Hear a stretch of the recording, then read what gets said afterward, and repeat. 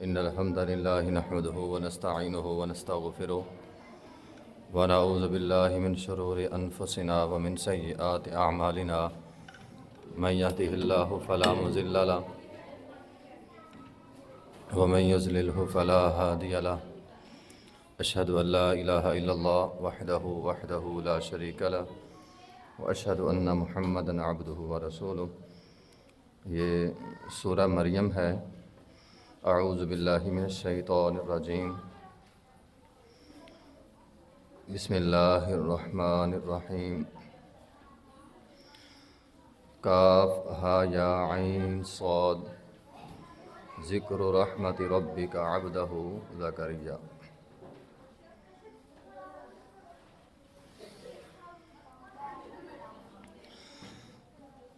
سورہ مریم مکی صورت ہے۔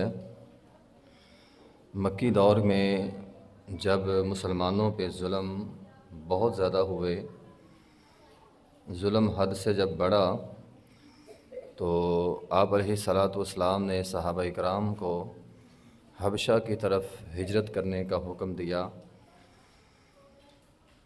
حبشہ کی طرف شروع میں تو صرف 11 مرد اور 4 خواتین نے ہجرت کی تھی، 11 مرد اور 4 خواتین۔ اس کے بعد پھر مزید لوگ گئے اور ان میں 82 مرد اور 18 عورتیں تھیں۔ جب قریش کو پتہ لگا کہ مسلمان حبشہ کی طرف ہجرت کر کے جا رہے ہیں، تو قریش نے بھی مسلمانوں کا پیچھا کیا اور حبشہ نجاشی کے پاس پہنچ گئے۔ اب چونکہ نجاشی جو ہے وہ ایک عیسائی تھا اور حبشہ عیسائیوں کا ملک تھا، تو اللہ تعالیٰ نے مسلمانوں کو اس سے پہلے عیسائیوں کے عقائد کے متعلق آگاہ فرمایا، اور اسی سلسلے میں یہ سورت جو ہے سورہ مریم یہ نازل ہوئی۔ سورہ مریم کے اندر عیسائیوں کے متعلق، عیسیٰ علیہ الصلاۃ والسلام کے متعلق، مریم علیہ السلام کے متعلق اللہ تعالیٰ نے وضاحت جو ہے وہ فرمائی ہے۔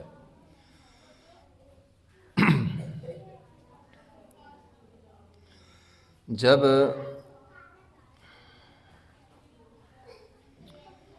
صحابہ اکرام رضوان اللہ مجمعین حبشہ کی طرف چلے گئے، جن کی کم و بیش تعداد 100 کے قریب تھی، مشرکین مکہ کے اندر ان کے گھروں میں بھی کہرام مچ گیا، اور انہوں نے کہا کہ ہم نے ان لوگوں کو واپس لانا ہے۔ قریش کی طرف سے ایک وفد تیار کیا گیا۔ وہ وفد حبشہ پہنچا اور بادشاہ سے ملنے سے پہلے انہوں نے وزیروں، مشیروں اور دیگر لوگوں سے ملاقاتیں کی، انہیں تحفے دیے، رشوت دی، اور کہا کل کو ہماری بادشاہ سے ملاقات کروانی ہے اور ہمارے قیدی، ہمارے بھاگے ہوئے لوگ ہمیں واپس کرنے ہیں۔ اگلا دن دربار سجا، نجاشی کے پاس مشرکین مکہ کا وفد پہنچا اور جا کر کہا ہمارے کچھ لوگ ہیں جو بھاگ آئے ہیں اور ہمیں وہ لوگ جو ہیں وہ واپس چاہیے۔ وزیروں مشیروں نے بھی حمایت کی کہ یہ ان کے ملک کے لوگ ہمارے ملک میں آئے ہیں، ان کو واپس کر دیں۔ لیکن نجاشی بڑا عادل بادشاہ تھا، اس نے کہا کہ میں ان لوگوں کی بات سنے بغیر انہیں واپس نہیں بھیجوں گا۔ انہوں نے مسلمانوں کو بلایا، مسلمانوں میں سے بات کی حضرت علی رضی اللہ تعالیٰ عنہ کے بھائی حضرت جعفر طیار رضی اللہ تعالیٰ عنہ نے۔ اس نے پوچھا تم یہاں کیوں آئے ہو؟ تو کہا یہ ہم پر ظلم کرتے ہیں، زیادتیاں کرتے ہیں، قتل و غارت کرتے ہیں، ظلم کے پہاڑ توڑتے ہیں، اس لیے ہم یہاں آئے۔ حبشہ کا بادشاہ جو تھا نا، وہ نرم دل تھا، نجاشی۔ اس نے کہا تم ان پر ظلم کرتے ہو، میں نے ان لوگوں کو واپس نہیں بھیجنا۔ مشرکین مکہ بڑے پریشان ہوئے، وفد ان کا۔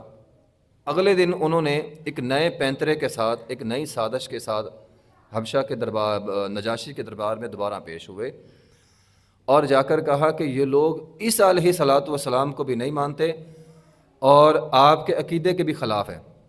مقصد یہ تھا کہ جب نجاشی کو پتہ چلے گا کہ یہ عیسائیوں کے بھی خلاف ہیں تو نجاشی ان کو واپس بھیج دے گا۔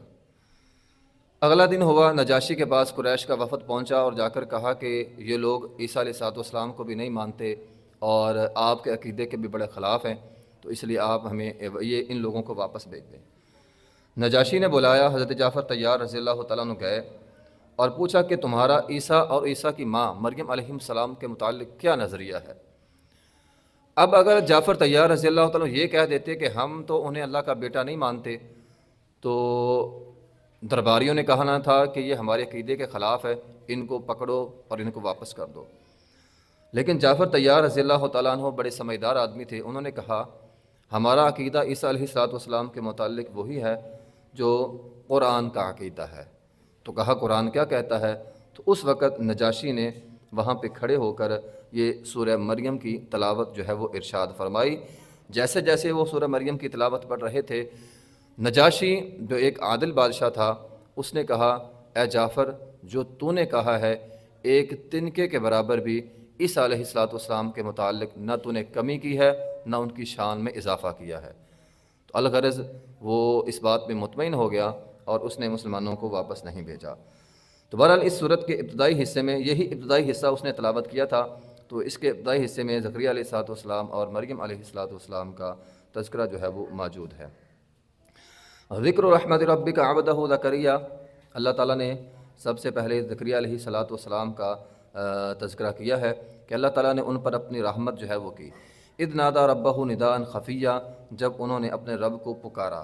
تو دعا نداء خفیہ ہونی چاہیے، جب بھی ہم اللہ تعالیٰ کو پکاریں تو ایک تو پکارنا ندا آواز لگانا یا ربنا یہ کہنا، دوسرا خفیہ ہونا چاہیے، چپکے سے رب کو پکاریں۔ الاعلانیہ بھی دعا کر سکتے ہیں، لیکن جو تنہائی کی دعا ہوتی ہے، آہستہ آواز میں کی جانے والی دعا ہوتی ہے، وہ اللہ تعالیٰ کو پسند ہوتی ہے۔ اللہ تعالیٰ وہ دعا جو ہے قبول فرماتے ہیں۔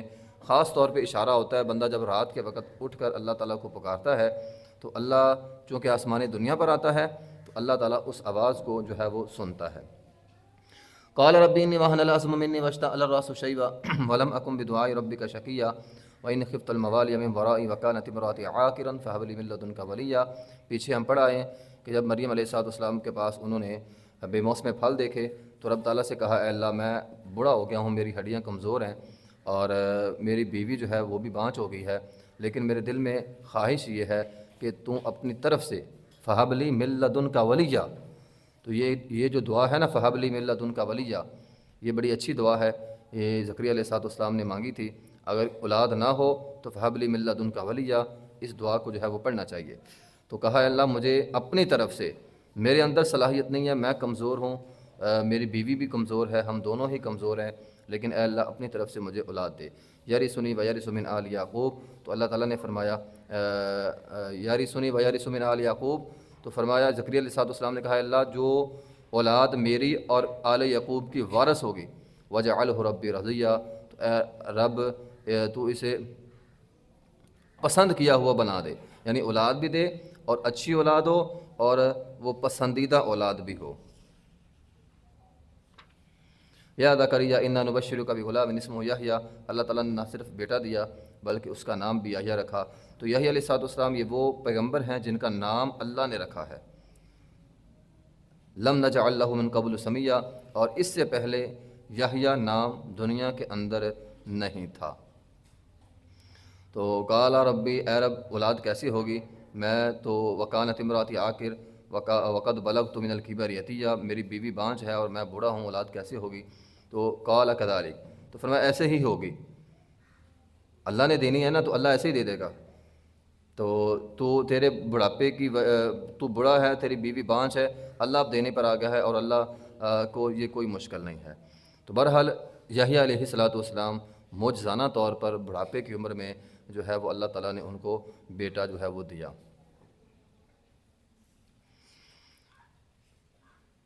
بہرحال قال رب اجعل لی آیہ، اے اللہ کو نشانی دے دے، مجھے دل کو سکون مل جائے۔ قال آیتک اللہ تکلم الناس ثلاثۃ لیال سویہ، فرمایا تو 3 راتیں لوگوں کے ساتھ جو ہے وہ باتیں نہیں کر سکے گا۔ تو فخرج علی قومہ من المحراب اوحی الیہم ان سبحوا بکرۃ وعشیہ، تو پھر وہ اشارے کے ساتھ لوگوں کو سمجھاتے تھے کہ صبح و شام کی تسبیح کرو، میں نے بولنا نہیں ہے۔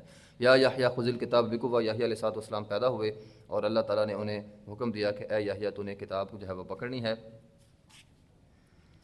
وَآتَيْنَاهُ الْحُكْمَ صَبِيًّا، اور بچپن ہی میں اللہ تعالیٰ نے انہیں فیصلہ کرنے کی صلاحیت عطا فرمائی۔ حکم یعنی فیصلہ کرنا، تو فیصلہ کرنے کی صلاحیت اللہ تعالیٰ نے یحییٰ علیہ السلام کو بچپن کے اندر ہی عطا کر دی۔ آگے وذکر فی الکتاب مریم علیہ السلام کا قصہ جو ہے وہ ہے اذ انتبذت من اہلہا مکانا شرقیہ، تو یہ جو جملہ ہے نا مکانا شرقیہ، تو مریم علیہ السلام کا تذکرہ کیا جب وہ اپنے گھر والوں سے الگ ہو گئی جو مشرقی جانب تھا۔ تو چونکہ پیچھے ہم نے پڑھا ہے کہ ان کی ذمہ داری لگی تھی مسجد اقصیٰ کی صفائی کی، وہاں یہ خادمہ تھی اور بھی بہت سارے خادم ہوتے تھے، تو ان کی والدہ نے چونکہ نظر مانی تھی تو بیٹی پیدا ہوئی، تو بیٹی ہی انہوں نے خدمت کے لیے بھیج دی۔ تو جب ان کی یہ حالت ہوئی تو وہ الگ ہو کر مشرقی حصے پہ چلے گئی۔ یہی وجہ ہے کہ آج بھی عیسائی جو ہے وہ بیت المقدس کا مشرقی حصہ عیسائیوں کے پاس ہے، وہ وہاں پہ عبادت کرتے ہیں، اور مغربی حصہ یہودیوں کے پاس ہے۔ تو یہودی اپنا قبلہ مغربی حصے کو سمجھتے ہیں اور عیسائی اپنا قبلہ مشرقی حصے کو جو ہے وہ سمجھتے ہیں۔ فاتخذت من دونہم حجابا، سو انہوں نے وہاں پہ جو ہے وہ حجاب کر لیا، پردہ کر لیا، ایک طرف الگ تھلگ ہو گئی، یعنی جب وہ بالغ ہوئیں، بلوغت کو پہنچی تو وہ ایک الگ تھلگ ہو کر جو ہے نا وہ رہنے لگیں۔ پہلے بچی تھی، بعد میں جب بالغ ہو گئی، بڑی ہو گئی، تو الگ تھلگ ہو کر رہنے لگی۔ فارسلنا الیہا روحنا فتمثل لها بشرا سویا، سو اللہ تعالیٰ نے کیا کیا کہ اللہ تعالیٰ نے ایک فرشتے کو بھیجا۔ اب ایک فرشتہ آیا جو کہ فتمثل لها بشرا سویا، انسانی شکل میں تھا۔ اب ایک بچی جو با حیا بچی ہو، با پردہ بچی ہو، کہ جیسے ہی وہ جوان ہوئی انہوں نے پردہ جو ہے وہ شروع کر لیا، اچانک اس بچی کے سامنے کوئی انسان آ جائے تو یقیناً وہ گھبرا جاتی ہے۔ تو فارسلنا الیہا روحنا فتمثل لها بشرا سویا، جبرائیل انسانی شکل میں جب پاس آئے تو وہ گھبرا گئیں اور گھبرا کر کہا قالت انی اعوذ بالرحمن منک ان کنت تقیا، میں تجھ سے اللہ کی پناہ مانگتی ہوں۔ ٹھیک ہے، تو فوراً اپنے آپ کو اللہ کی پناہ میں دیا، ان کنت تقیا، کہ اگر تو ڈر رکھنے والا ہے، تو اس انسان کو کہہ دیا کہ اگر تیرے اندر کوئی ڈر خوف ہے نا تو اللہ کی پناہ مانگتی ہوں، تو ادھر کدھر آ گیا؟ تو جبرائیل علیہ السلام نے کہا قال انما انا رسول ربک، میں تو اللہ کی طرف سے ایک قاصد ہوں، لاہب لک غلاما زکیہ، اللہ نے مجھے بھیجا ہے، جس رحمان کی تو پناہ مانگ رہی ہے اسی رحمان نے مجھے بھیجا ہے کہ میں تجھے ایک پاکیزہ لڑکا جو ہے وہ عطا کروں۔ اب ان کا ڈر تھوڑا سا کم ہوا کہ یہ اللہ کی طرف سے ایک فرشتہ ہے، انسان نہیں ہے۔ تو قالت انا یکون لی غلام ولم یمسسنی بشر ولم اک بغیا، کہا میری اولاد کیسے ہوگی، نہ تو مجھے کسی بشر نے ہاتھ لگایا، یعنی میرا نکاح نہیں ہوا، نہ ہی میرا نکاح ہوا ہے، اور ولم اک بغیا، اور نہ ہی میں کوئی بد کردار ہوں۔ تو قال کذالک، کہا ایسے ہی بغیر نکاح کے اور بغیر بدکاری کے اللہ تجھے بیٹا دے گا، نہ تیرا نکاح ہوا ہے نہ تو بدکار ہے، یہ جملہ ٹھیک ہے، ایسے ہی اللہ تعالیٰ تجھے بیٹا جو ہے وہ عطا کرے گا۔ تو قال ربک ہوا علی حی، کہا تیرے رب پر یہ بہت زیادہ آسان ہے۔ ایک تو زکریا علیہ السلام کا بیٹا تھا، وہ بھی ایک معجزہ تھا، اوپر سے جو ہے نا وہ مریم کا بیٹا علیہ السلام، یہ تو ایک بہت بڑا جو ہے وہ معجزہ تھا۔ تو اللہ تعالیٰ نے انسانی سلسلہ 4 طرح چلایا ہے دنیا میں۔ ایک ہے ماں باپ دونوں موجود ہوتے ہیں اور بیٹے کی پیدائش ہوتی ہے، جس طرح عام روٹین میں بچے جو ہیں وہ پیدا ہوتے ہیں۔ ایک ہے آدم علیہ السلام کو اللہ تعالیٰ نے بغیر ماں باپ کے پیدا کر دیا، ہم سب ماں باپ، اور آدم علیہ السلام کو اللہ تعالیٰ نے بغیر ماں اور بغیر باپ کے پیدا کیا۔ پھر اماں حوا کو اللہ تعالیٰ نے بغیر ماں کے پیدا کیا، آدم علیہ السلام کی پسلی سے۔ اب چوتھی شکل جو ہے وہ باقی تھی اس دنیا میں، تو وہ اللہ تعالیٰ نے عیسیٰ علیہ السلام کے ذریعے مکمل کی کہ عیسیٰ علیہ السلام کو اللہ تعالیٰ نے بغیر باپ کے جو ہے وہ پیدا کیا۔ وَلِنَجْعَلَهُ آیَةً لِلنَّاسِ وَرَحْمَةً مِنَّا، تاکہ اللہ تعالیٰ اس کو نشانی بنا دے۔ تو یہ نشانی تھی، نشانی کیا تھی کہ یہ عیسیٰ علیہ السلام اللہ تعالیٰ بغیر باپ کے پیدا کریں گے۔ اللہ نے 4 شکلیں پیدا کر کے ہمیں یہ نصیحت دے دی کہ اولاد دینا اللہ کا کام ہے، اللہ محتاج نہیں ہے کسی بھی چیز کا۔ اللہ نے زکریا علیہ السلام کو بڑھاپے میں اولاد دے کر کہا اللہ تعالیٰ جوانی کا بھی محتاج نہیں ہے، کہ بندہ جوان ہو، مضبوط ہو، صحت مند ہو تو پھر ہی اولاد ہوگی، نہیں، جب اللہ دینے پر آتا ہے اللہ بغیر صحت کے بھی دے دیتا ہے، اللہ بڑھاپے کے عالم میں بھی دے دیتا ہے، اور اللہ نے جب کسی کو پیدا کرنا ہو بغیر ماں کے، بغیر باپ کے، بغیر ماں باپ کے، اللہ تعالیٰ جو ہے وہ اولاد پیدا کرنے کی صلاحیت جو ہے وہ رکھتے ہیں۔ تو پھر جب وہ حملت ہو، وہ حاملہ ہوگی، فانتبذت به مکانا قصیا، تو وہ وہاں سے دور چلے گی۔ اب پہلے تو مسجد اقصیٰ کے مشرقی حصے پر تھی، جب وہ حاملہ ہوگی تو پھر اب اسے وہاں سے دور جانا پڑا، لوگوں کی نظروں سے اوجھل ہونا پڑا۔ فأجاءها المخاض إلى جذع النخلة، چونکہ یہ ایک لمبا پیریڈ ہوتا ہے تو وہ وہاں سے دور چلے گی۔ وصیہ کہتے ہیں دوری کو، تو وہ وہاں سے جو ہے وہ دور چلے گی۔ وہاں ایک کھجور کا تنا تھا، فأجاء المخاض إلى جذع النخلة، تو کھجور کا تنا تھا تو اس کی طرف جو ہے وہ چلے گی۔ تو قالت یا لیتنی مت قبل هذا وكنت نسيا منسيا، اب اگرچہ یہ جبرائیل کی طرف سے تھا، اللہ کی طرف سے تھا، لیکن وہ اس بات سے ڈر رہی تھی کہ میں لوگوں کو کیسے سمجھاؤں گی، میں کس کو کیا کہوں کہ اللہ نے مجھے بیٹا دے دیا ایسے ہی بغیر شادی نکاح کے، اور لوگ تو مجھے کہیں گے کہ یہ بدکار عورت ہے، تو بدکاری کا الزام تو لگے گا، میں کیسے بچوں گی؟ تو پھر وہ یہ دعا کیا کرتی تھی، اے کاش میں مر جاؤں، یا لیتنی مت قبل هذا، میں اس سے پہلے مر کیوں نہیں گئی؟ اب اتنا بڑا لوگوں کو میں کیسے لوگوں کا سامنا جو ہے وہ کروں گی۔ فناداها من تحتها الا تحزني قد جعل ربك تحتك سريا، تو اللہ تعالیٰ نے آواز دی کہ غم نہ کر، اللہ تحزنی، تو غم نہ کر، قد جعل ربك تحتك سريا، بے شک اللہ تعالیٰ نے تیرے نیچے ابھی ایک ندی جو ہے وہ جاری کر دی۔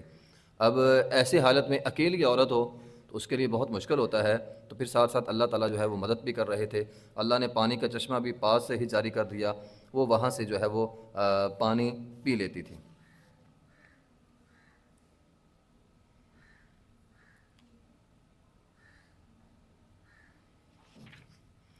وَحُسِّ إِلَيْكِ بِجِذْعِ النَّخْلَةِ تُسَاقِطُ عَلَيْكِ رُطَبًا جَنِيًّا، پھر جو ہے وہ بچے کی جب پیدائش ہوئی تو یہ معاملہ اور زیادہ سخت ہو گیا، تو اب وہ اکیلی تھی، اب اکیلی عورت ہو اور بچے کی پیدائش ہو جائے، کوئی پکڑنے والا، کوئی کھلانے والا، کوئی پلانے والا، کوئی بھی پاس نہ ہو، تو یہ مشکل ترین جو ہے وہ مرحلہ تھا۔ تو اللہ تعالیٰ نے فرمایا وَحُزِّ إِلَيْكِ بِجِذْعِ النَّخْلَةِ، اے مریم تو نے کیا کرنا ہے، تو نے وہاں جو کھجور کا درخت تھا نا، اسے بس تھوڑا سا ہلانا ہے، ہاتھ لگانا ہے بس۔ تو جیسے ہی انہوں نے ہاتھ لگایا تو ساقط علیک رطبا جنیا، اوپر سے تر کھجوریں جو ہیں وہ نیچے گری۔ فقلی وشربی وقرری عینا، کہا کھجوریں کھاؤ اور پانی پیو۔ یہاں سے محدثین نے یہ بات نکالی ہے، مفسرین نے، کہ جب یہ معاملہ ہو بچے کی پیدائش کا تو کھجوریں کھانی چاہیے۔ وحز الیک بجذع النخلۃ، تازہ کھجوریں، پکی ہوئی تازہ کھجوریں جو ہیں وہ کھانی چاہیے، یہ انسان کی صحت کے لیے بہت زیادہ مفید ہوتی ہیں۔ فقلی وشربی وقرری عینا، تو کھجوریں کھانی ہے اور چشمے کا تازہ پانی جو ہے وہ پینا ہے۔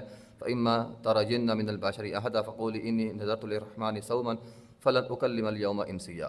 اب انہیں یہ تھا کہ میں لوگوں کو کیسے سمجھاؤں گی، تو اللہ تعالیٰ نے اس کا حل یہ بیان کیا کہ تو نے جب بھی کوئی تجھ سے پوچھے نا یہ کیا ہے، کوئی انسان تیرے پاس آئے اور پوچھے یہ کیا ہے، تو نے کہنا میں نے چپ کا روزہ رکھا ہوا ہے۔ تو اس شریعت میں چپ کا روزہ جو ہے وہ رکھا جا سکتا تھا، جس طرح زکریا علیہ السلام نے بھی 3 دن چپ کر جو ہے وہ روزہ رکھا، تو نے اشارہ، تو نے بولنا ہی نہیں، تو نے کہنا میں نے چپ کا جو ہے وہ روزہ رکھا ہوا ہے، ٹھیک ہے۔ تو چونکہ وہ سمجھا ہی نہیں سکتی تھی کسی کو، اب کسی کو کیا بتائے، تو کچھ نہیں بتا سکتی تھی، تو فرمایا تو نے چپ کر روزہ رکھنا ہے، تو انہوں نے چپ کر روزہ رکھ لیا۔ فاتت به قومها تحمل، اب بچہ جو ہے وہ جب تھوڑا سا جب ان کی صحت بہتر ہوئی تو وہ بچے کو اس نے اٹھایا، اب قوم کے پاس تو آنا ہی تھا کیونکہ اللہ تعالیٰ نے یہ معجزہ قوم کو ہی دکھانا تھا۔ تو جب وہ قوم کے پاس آئی، قالوا یا مریم لقد جئت شیئا فریا، لوگ تو آپے سے باہر ہو گئے، جس طرح ہمارے یہاں ہوتا ہے تحقیق کوئی بھی نہیں کرتا، تحقیق کوئی نہیں کرتا، بس سبھی لوگ شروع ہو جاتے ہیں الزام تراشی پہ اور مرنے مرانے پہ لوگ شروع ہو جاتے ہیں، تحقیق کوئی نہیں کرتا، خبر ملنے کی دیر ہے کہ فلاں نے ایسا کیا، بس لوگ شروع ہو جائیں گے۔ تو قالوا یا مریم لقد جئت شیئا فریا، اے مریم تو نے یہ کہاں سے، جس طرح ہم کہتے ہیں نا کہاں سے چاند چڑھا دیا، تو فریا کہتے ہیں یہ انوکھا کام، تو یہ انوکھا کام تو نے کیا کیا، یا اختہ ہارون، اے ہارون کی بہن۔ تو اس پر محدثین نے، مفسرین نے لکھا ہے کہ ان کا بھائی بھی ایک تھا جس کا نام جو ہے وہ ہارون تھا، تو یہ ہارون وہ ہارون علیہ السلام نہیں ہے جو موسیٰ کے بھائی ہیں، تو اگر وہ مراد لیں تو پھر وہ چونکہ پیغمبر تھے اور اسلامی نقطہ نظر سے ان کے بھائی تھے، تو کہا وہ تو بڑے نیک تھے اور تو نے یہ کام کیا کیا، اب مکان ابو کمرا سو، تیرا باپ بھی بڑا اچھا آدمی تھا اور تیری ماں بھی سرکش نہیں تھی، تو نے یہ کام جو ہے وہ کیوں کیا اور کیسے کیا۔ فاشارت الیہ، تو بولا نہیں، کہا اشارہ کیا بچے کی طرف، قالوا کیف نکلم من کان فی المہدی صبیا، وہ کہنے لگے تجھے کیا ہو گیا، ہم اس بچے کے ساتھ بات کیسے کریں، یہ تو تیری گود میں ہے۔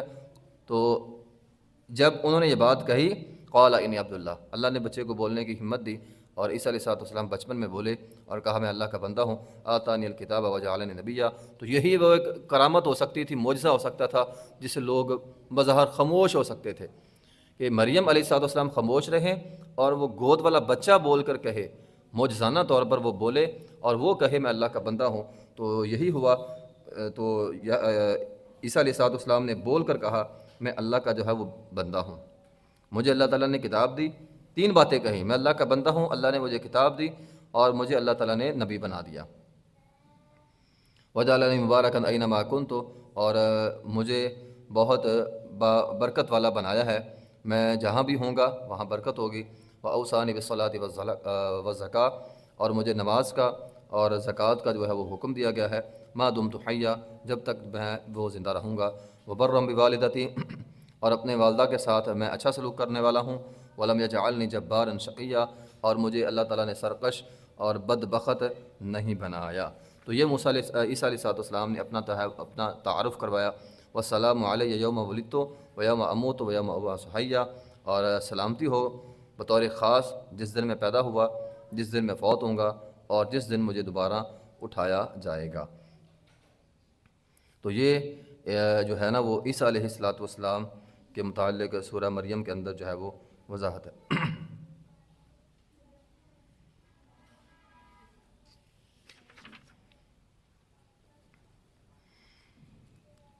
آگے آیت نمبر 39 اور 40 کے اندر ہے وَأَنذِرْهُمْ يَوْمَ الْحَسْرَةِ إِذْ قُضِيَ الْأَمْرُ وَهُمْ فِي غَفْلَةٍ وَهُمْ لَا يُؤْمِنُونَ۔ اللہ تعالیٰ فرماتے ہیں اے مشرکین کی جماعت، تمہیں ڈرنا چاہیے اس دن سے جو دن تمہارے لیے یوم الحسرہ جو ہے وہ بن جائے گا۔ یوم الحسرہ کیسے بنے گا؟ ویسے تو اس کی بہت ساری جو ہے وہ تفاسیر ہیں، بہت سارے مقامات پہ کافر لوگ کل قیامت کے دن قیامت کا دن ان کے لیے حسرت ہوگا، لیکن بطور خاص حدیث کے اندر ہے نبی علیہ السلام نے فرمایا کل قیامت کا دن ہوگا، جنتی لوگ جنت میں چلے جائیں گے، جہنمی لوگ جہنم میں چلے جائیں گے۔ تو وہاں پہ اللہ تعالیٰ سب کو مخاطب کرے گا، اے جنتیوں، جنت والے جو ہیں وہ مخاطب ہو جائیں گے، اور پھر کہے گا اے جہنمیوں، وہ بھی بات سنیں گے۔ تو پھر اللہ تعالیٰ فرمائے گا اذ قضی الامر، یعنی موت کو لایا جائے گا اور موت کو بھی ذبح کر دیا جائے گا، اور کہا جائے گا کہ آج کے بعد کسی کو موت نہیں آئے گی۔ تو یہ دن کافروں کے لیے، جہنمیوں کے لیے بطور حسرت ہوگا کہ اب ہم مر بھی نہیں سکتے، مرنا چاہیں گے لیکن مر نہیں سکیں گے۔ تو یہ دن ان کے لیے بڑا حسرت کا جو ہے وہ سبب بنے گا کہ اے کاش ہم دنیا میں اچھے کام کر لیتے، اب ہم یہاں ہمیشہ ہمیشہ کے لیے جہنم کے اندر سڑ رہے ہیں۔ تو وَأَنذِرْهُمْ يَوْمَ الْحَسْرَةِ۔ آگے اللہ تعالیٰ نے وذکر فی الکتاب ابراہیم علیہ السلام کا جو ہے وہ تذکرہ ہے، اور ابراہیم اور ان کے باپ کا ایک مکالمہ جو ہے وہ آپس میں ہوا تھا۔ تو اذ قال لأبیہ یا ابت لم تعبد ما لا يسمع ولا يبصر ولا يغنی عنک شیئا، وہ اپنے باپ کو سمجھاتے رہے تھے کہ اے رب، اے ابا جان، جن بتوں کی تم عبادت کرتے ہو وہ نہ سنتے ہیں نہ دیکھتے ہیں، اور اسی طرح اے ابا جان، میں آپ کے پاس ایک ایسا علم لا کر آیا ہوں جو آپ کے پاس نہیں ہے، میں آپ کو سیدھا راستہ دکھاتا ہوں۔ اے ابا جان، شیطان کی بات نہ ماننا، شیطان تو رحمان کا کھلا جو ہے وہ دشمن ہے۔ بہرحال باپ کی جو ہے وہ باتیں ان کے ساتھ ہوتی رہیں، باپ نے بات تو نہیں مانی، اوپر سے یہ کہہ دیا قال اراغب انت عن آلیتی یا ابراہیم، اے ابراہیم اگر تو باز نہ آیا لئن لم تنتہ لارجمنک واہجرنی ملیا، تو میں تجھے رجم کر دوں گا، ٹھیک ہے، میں تجھے چھوڑ دوں گا۔ تو قال السلام علیہ، کہا کوئی بات نہیں، خیر ہے ابا جان، آپ پر سلامتی ہو، میں آپ کے لیے استغفار جو ہے وہ کرتا رہوں گا۔ تو پھر وہ وہاں سے نکل پڑے۔ اب دیکھیں، باپ نے گھر سے نکالا ایک، نمبر دو قوم نے بستی سے نکالا، دوسرے مقامات پہ ہے جب ان کو آگ کے اندر جلایا گیا اور پھر وہاں سے نکال دیا۔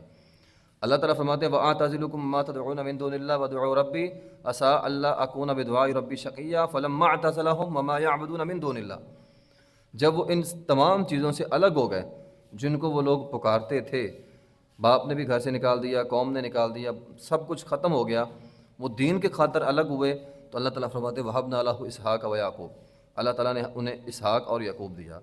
تو جب انسان دین کے لیے دین کے لیے کچھ قربان کرتا ہے تو اللہ اس کی محنت کو، اس کی قربانی کو ضائع نہیں کرتا، اللہ اس کو نعم البدل جو ہے وہ عطا کرتا ہے۔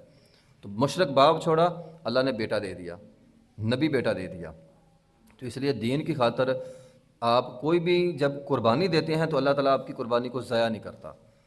یہ اللہ کا دستور ہے، یہ اللہ کا جو ہے وہ اصول ہے۔ آگے موسیٰ علیہ السلام کا تذکرہ ہے، وہ ہم نے پڑھا ہے۔ آگے اسماعیل علیہ السلام ہے، اور اسی طرح آگے ادریس علیہ السلام۔ یہ ادریس علیہ السلام کے بارے میں اختلاف ہے مفسرین کا، بعض نے ان کو بنی اسرائیلی پیغمبر کہا ہے، اور بعض کہتے ہیں کہ یہ جو ہے وہ نوح علیہ السلام سے بھی پہلے کے پیغمبر ہیں۔ تو اکثر مفسرین نے یہی بات لکھی ہے کہ یہ نوح علیہ السلام سے پہلے کے پیغمبر ہیں، اور یہ بنی اسرائیلی پیغمبر جو ہیں وہ نہیں ہیں۔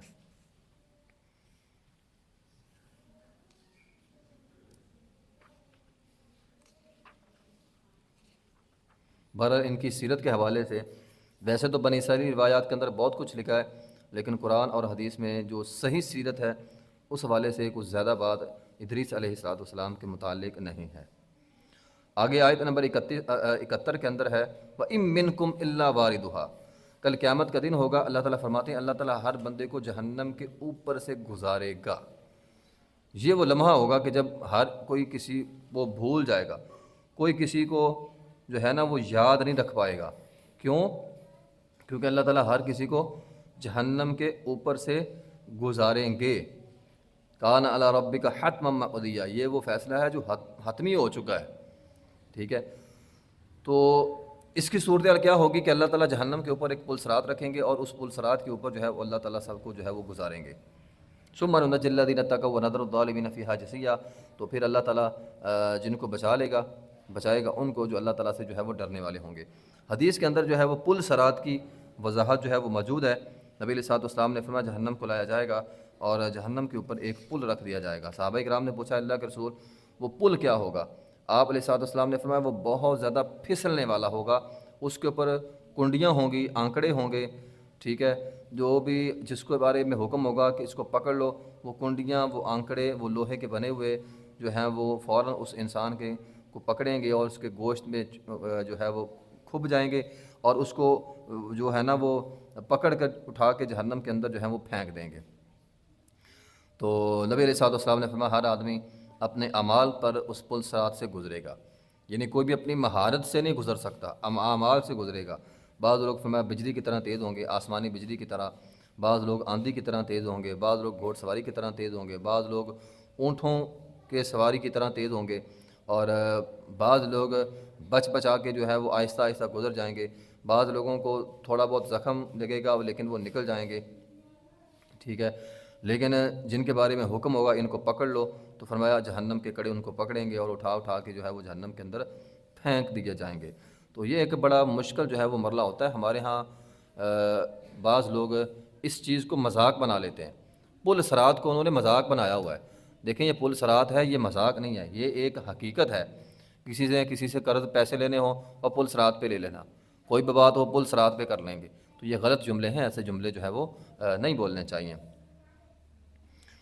تو بہرحال کچھ لوگ جو ہیں وہ جہنم کے اندر چلے جائیں گے۔ اب جو جہنم میں جائیں گے، جن کو اللہ تعالیٰ بچانا چاہے گا اللہ نے بچا لے گا، پھر لوگ جہنم میں چلے جائیں گے۔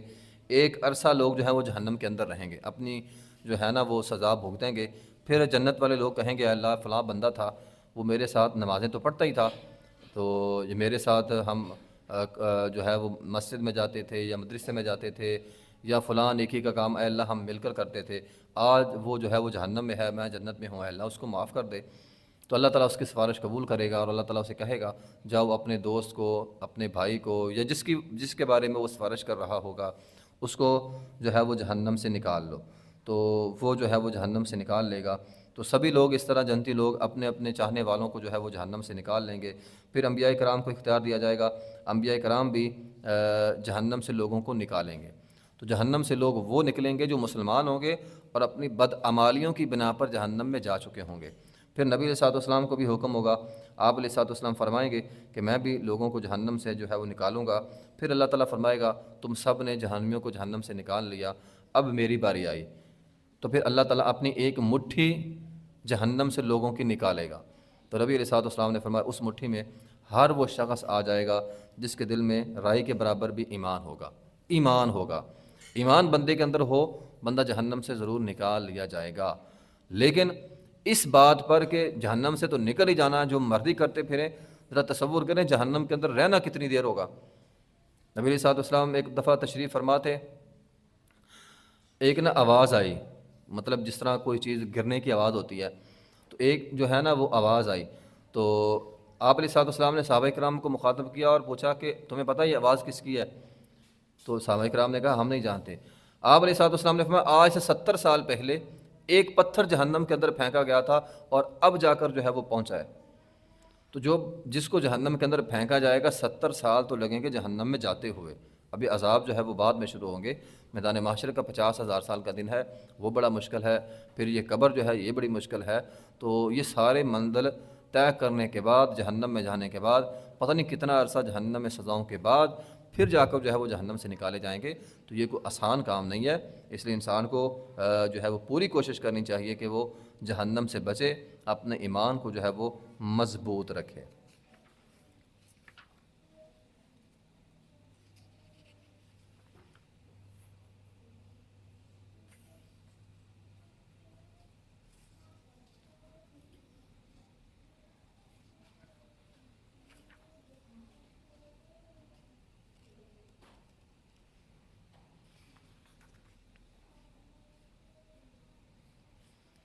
آگے آیت نمبر 85 کے اندر یوم نحشر المتقین الی الرحمن وفدا. تو متقین کو اللہ تعالیٰ مہمان ٹھہرائے گا، ٹھیک ہے. ونسوق المجرمین الی جہنم وردا، اور مجرموں کو اللہ تعالیٰ جہنم کی طرف لے جائے گا. لا یملکون الشفاعۃ الا من اتخذ عند الرحمن عہدا، سفارش کا اختیار کسی کے پاس نہیں ہوگا مگر جس کو اللہ تعالیٰ اجازت دے گا. وقالوا اتخذ الرحمن ولدا، اور وہ یہ سمجھتے تھے کہ اللہ تعالیٰ نے اولاد بنائی ہے. اللہ تعالیٰ نے اولاد نہیں بنائی، ٹھیک ہے. یہ عیسائیوں کے بارے میں ہے. تو عیسائی عیسیٰ علیہ السلام کو اللہ تعالیٰ کا بیٹا بناتے ہیں، تو میں اللہ کا بیٹا جو ہے وہ نہیں ہے.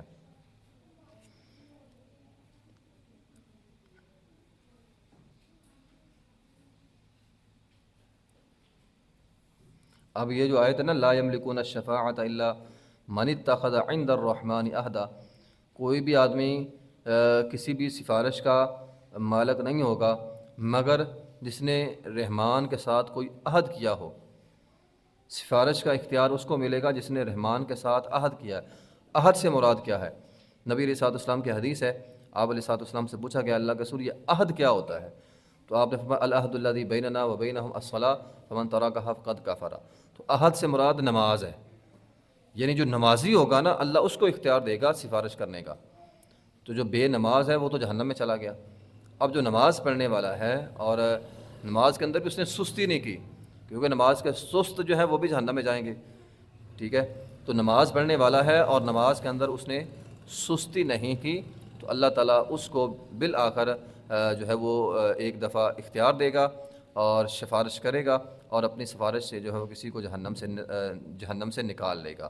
تو حدیث میں ہے نماز ہمارے درمیان اور کافر کے درمیان فرق کرتی ہے. فمن ترکہا فقد کفر، جس نے نماز کو نہیں پڑھا گویا اس نے کفر کیا. تو نماز بے نماز ہونا گویا انسان کو کفر کی طرف جو ہے وہ لے جاتا ہے. بہرحال آگے سورہ طٰہٰ. سورہ طٰہٰ یہ بھی مکی صورت ہے اور یہ بھی اسی دور کے قریب جو ہے وہ نازل ہوئی تھی مکہ میں. یہ سورہ طٰہٰ وہی صورت ہے جس کا ابتدائی حصہ سن کر حضرت عمر بن خطاب رضی اللہ تعالی عنہ مسلمان ہوئے تھے. واقعہ آپ لوگوں نے پڑھا ہوگا، سنا ہوگا کہ یہ کافر تھے اور بڑے دلیر تھے، اور ایک دفعہ نبی علیہ السلام کو قتل کرنے کے ارادے سے گھر سے نکلے تھے.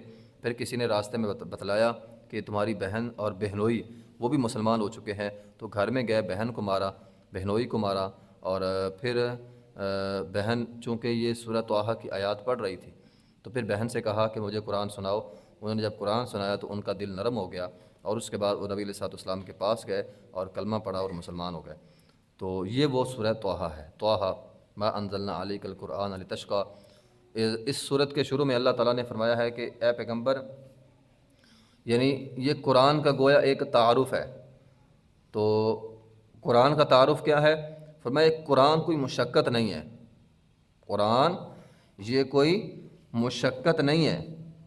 ما انزلنا الیک القرآن لتشقى، کہ ہم نے قرآن اس لیے نہیں اتارا کہ آپ مشقت میں پڑ جائیں. تو یہ بات سمجھنے والی ہے کہ ہم اگر یہاں پہ قرآن سیکھتے ہیں تو قرآن کوئی مشقت نہیں ہے، مشکل نہیں ہے. تو قرآن سے اللہ تعالیٰ آسانیاں فرماتا ہے، نہ کہ بندہ قرآن پڑھے اور اس پر مصیبتیں آ جائیں. تو قرآن سے تو مصیبتیں انسان کی دور ہوتی ہیں. تو قرآن تو الا تذکرۃ لمن یخشیٰ، یہ تو نصیحت کی کتاب ہے، اس سے انسان کے دل کو سکون ملتا ہے، انسان کا دل جو ہے وہ نرم ہوتا ہے، انسان کے دل کی سختیاں ختم ہوتی ہیں، انسان کے دل کا جو ہے وہ زنگ جو ہے وہ اتر جاتا ہے. فرمایا الا تذکرۃ لمن یخشیٰ. تو قرآن کا تعارف یہ جو ہے اللہ تعالیٰ نے شروع آیات کے اندر کیا. تنزیلا ممن خلق الارض والسماوات العلی، تو یہ اللہ تعالیٰ کی طرف سے جو ہے وہ نازل کردہ ہے. الرحمن علی العرش استویٰ، یہ بھی ایک عقیدے کا جو ہے وہ مسئلہ ہے کہ اللہ تعالیٰ کی ذات کہاں پہ ہے. ہمارے مسلمانوں میں اس حوالے سے بڑا عجیب و غریب عقائد جو ہیں وہ پائے جاتے ہیں. بعض لوگ یہ سمجھتے ہیں کہ اللہ ہر جگہ پہ ہے، بعض لوگ یہ سمجھتے ہیں اللہ ہر چیز کے اندر موجود ہے، جبکہ یہ ساری باتیں غلط ہیں. اللہ تعالیٰ الرحمن علی العرش استویٰ، اللہ تعالیٰ عرش پہ مستوی ہے، اور عرش جو ہے وہ آسمان کے اوپر ہے، سب سے اوپر اللہ تعالیٰ کا عرش ہے، اور اس عرش کے اوپر اللہ تعالیٰ موجود ہیں. کیسے موجود ہیں؟ جس طرح میں نے پیچھے بھی بتایا تھا کہ اس حوالے سے علماء کرام کا خاص طور پہ یہ موقف ہے، خاص طور پہ امام مالک رحمۃ اللہ علیہ. ان سے کسی نے پوچھا تھا کہ الرحمن علی العرش استویٰ کی آپ تفسیر کریں، یعنی یہ اس آیت کی تفسیر کسی نے امام مالک رحمۃ اللہ علیہ سے پوچھی کہ آپ اس آیت کی ذرا تفسیر کریں نا، اللہ تعالیٰ عرش پہ کیسے ہے. تو انہوں نے کہا الاستواء معلوم، اللہ کا عرش پہ ہونا یہ تو معلوم ہے، والکیفیۃ مجہول، والکیف مجہول، اور اس کی کیفیت جو ہے وہ مجہول ہے. والسؤال عنہ بدعہ، اور اس کے متعلق سوال کرنا جو ہے بدعت ہے. تو کوئی بندہ یہ پوچھے اللہ عرش پہ کیا کر رہا ہے، کیسے بیٹھا ہے، کس حال میں ہے، یہ پوچھنا ہی بدعت ہے، پوچھنا ہی غلط ہے. تو اللہ کی مثال نہیں دی جا سکتی. جس طرح ہم بیٹھتے ہیں، ہم کھڑے ہوتے ہیں، ہم کام کرتے ہیں، اللہ تعالیٰ ایسے نہیں کرتا. اللہ تعالیٰ کی کوئی مثال جو ہے وہ بیان نہیں کی جا سکتی. بہرحال ان فرشتوں کو اس عرش کو 8 فرشتوں نے جو ہے وہ اٹھایا ہوا ہے. تو 29ویں پارے کے اندر ہے سورہ حاقہ کے اندر کہ ان کو 8 فرشتوں نے جو ہے وہ اٹھایا ہوا ہے. بہرحال عرش ہے، اس کے پائے ہیں. وہ جو حدیث ہے کہ نبی صلی اللہ علیہ وسلم نے فرمایا کل جب سور پھونکا جائے گا سارے بے ہوش ہو جائیں گے، سب سے پہلے میں اٹھوں گا اور میں دیکھوں گا کہ موسیٰ علیہ السلام عرش کا پایا پکڑے ہوئے ہیں. تو وہ جو عرش ہوگا اس کے پائے بھی ہیں، جس طرح یہ ہمارے ہوتی ہیں 4 پائی کے پائے ہوتے ہیں یا اس طرح کی چیزوں کے پائے ہوتے ہیں، تو اس طرح ان کے بھی ساتھ جو ہیں ستون ہوں گے، پائے ہوں گے، اور ان کو موسیٰ علیہ السلام پکڑ کر جو ہے وہ کھڑے ہوئے ہوں گے. تو اللہ تعالیٰ عرش کے اوپر مستوی ہے. آگے آیت نمبر 9 کے اندر اللہ تعالیٰ نے موسیٰ علیہ السلام کا تذکرہ کیا ہے. وَهَلْ أَتَاكَ حَدِيثُ موسیٰ، موسیٰ علیہ السلام کی بات ہے. اِذْ رَأَىٰ نَارًا فَقَالَ لِأَهْلِهِ امْكُثُوا إِنِّي آنَسْتُ نَارًا، جب وہ مصر سے نکلے تو ایک جگہ پہ چلے گئے، وہاں پر جا کر ان کی جو ہے وہ قصہ ہم نے پڑھا ہے کہ 2 لڑکیاں تھیں، وہ اپنی بکریوں کو پانی نہیں پلا سکتی تھی، تو موسیٰ علیہ السلام نے پانی پلایا. بعد میں ان میں سے ایک کی شادی جو ہے وہ موسیٰ علیہ السلام سے کر دی گئی اور وہ بیوی بن گئی. اور پھر ایک عرصے بعد موسیٰ علیہ السلام اپنی زوجہ کو لے کر وہاں سے جب دوبارہ مصر کی طرف آ رہے تھے تو یہ اس وقت کا جو ہے وہ واقعہ. تو سردی بہت تھی، راستہ بھی انہیں پتہ نہیں چل رہا تھا. تو ایک جگہ آگ جلی دیکھی، تو جب آگ جلی دیکھی فقال لأہلہ امکثوا، اپنی بیوی کو کہا تو یہاں ٹھہرنا، میں ذرا دیکھ کے آؤں وہاں پر کیا ہے.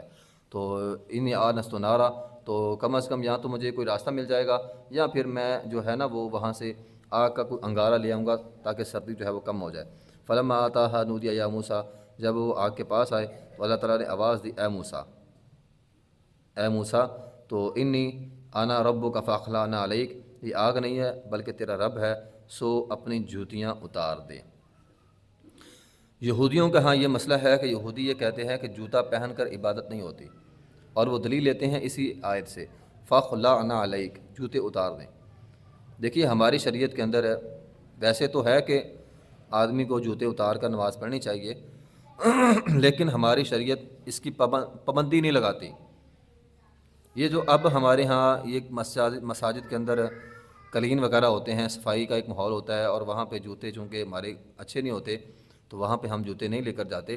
ورنہ اگر کسی ایسی جگہ نماز پڑھنی ہو جہاں پہ یہ کلین وغیرہ نہ ہو تو جوتا پہن کر نماز پڑھی جا سکتی ہے، جوتا پہن کر نماز پڑھی جا سکتی ہے۔ تو صرف یہ ہے کہ جوتا صاف ہو، ایسا نہ ہو کہ جوتا گندا ہو، گندے جوتے کے ساتھ نماز نہیں ہوتی۔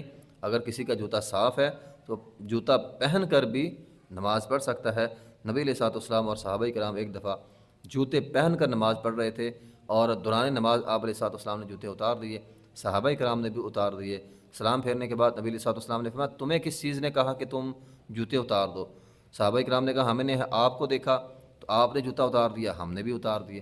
تو نبی علیہ الصلوۃ والسلام نے فرمایا جبرائیل میرے پاس آئے تھے اور انہوں نے مجھے آ کر کہا آپ کے جوتے پر گندگی لگی ہوئی ہے، تو میں نے تو اس لیے اتارا کہ گندگی لگی ہوئی تھی، تو تم نے کیوں اتار دیے؟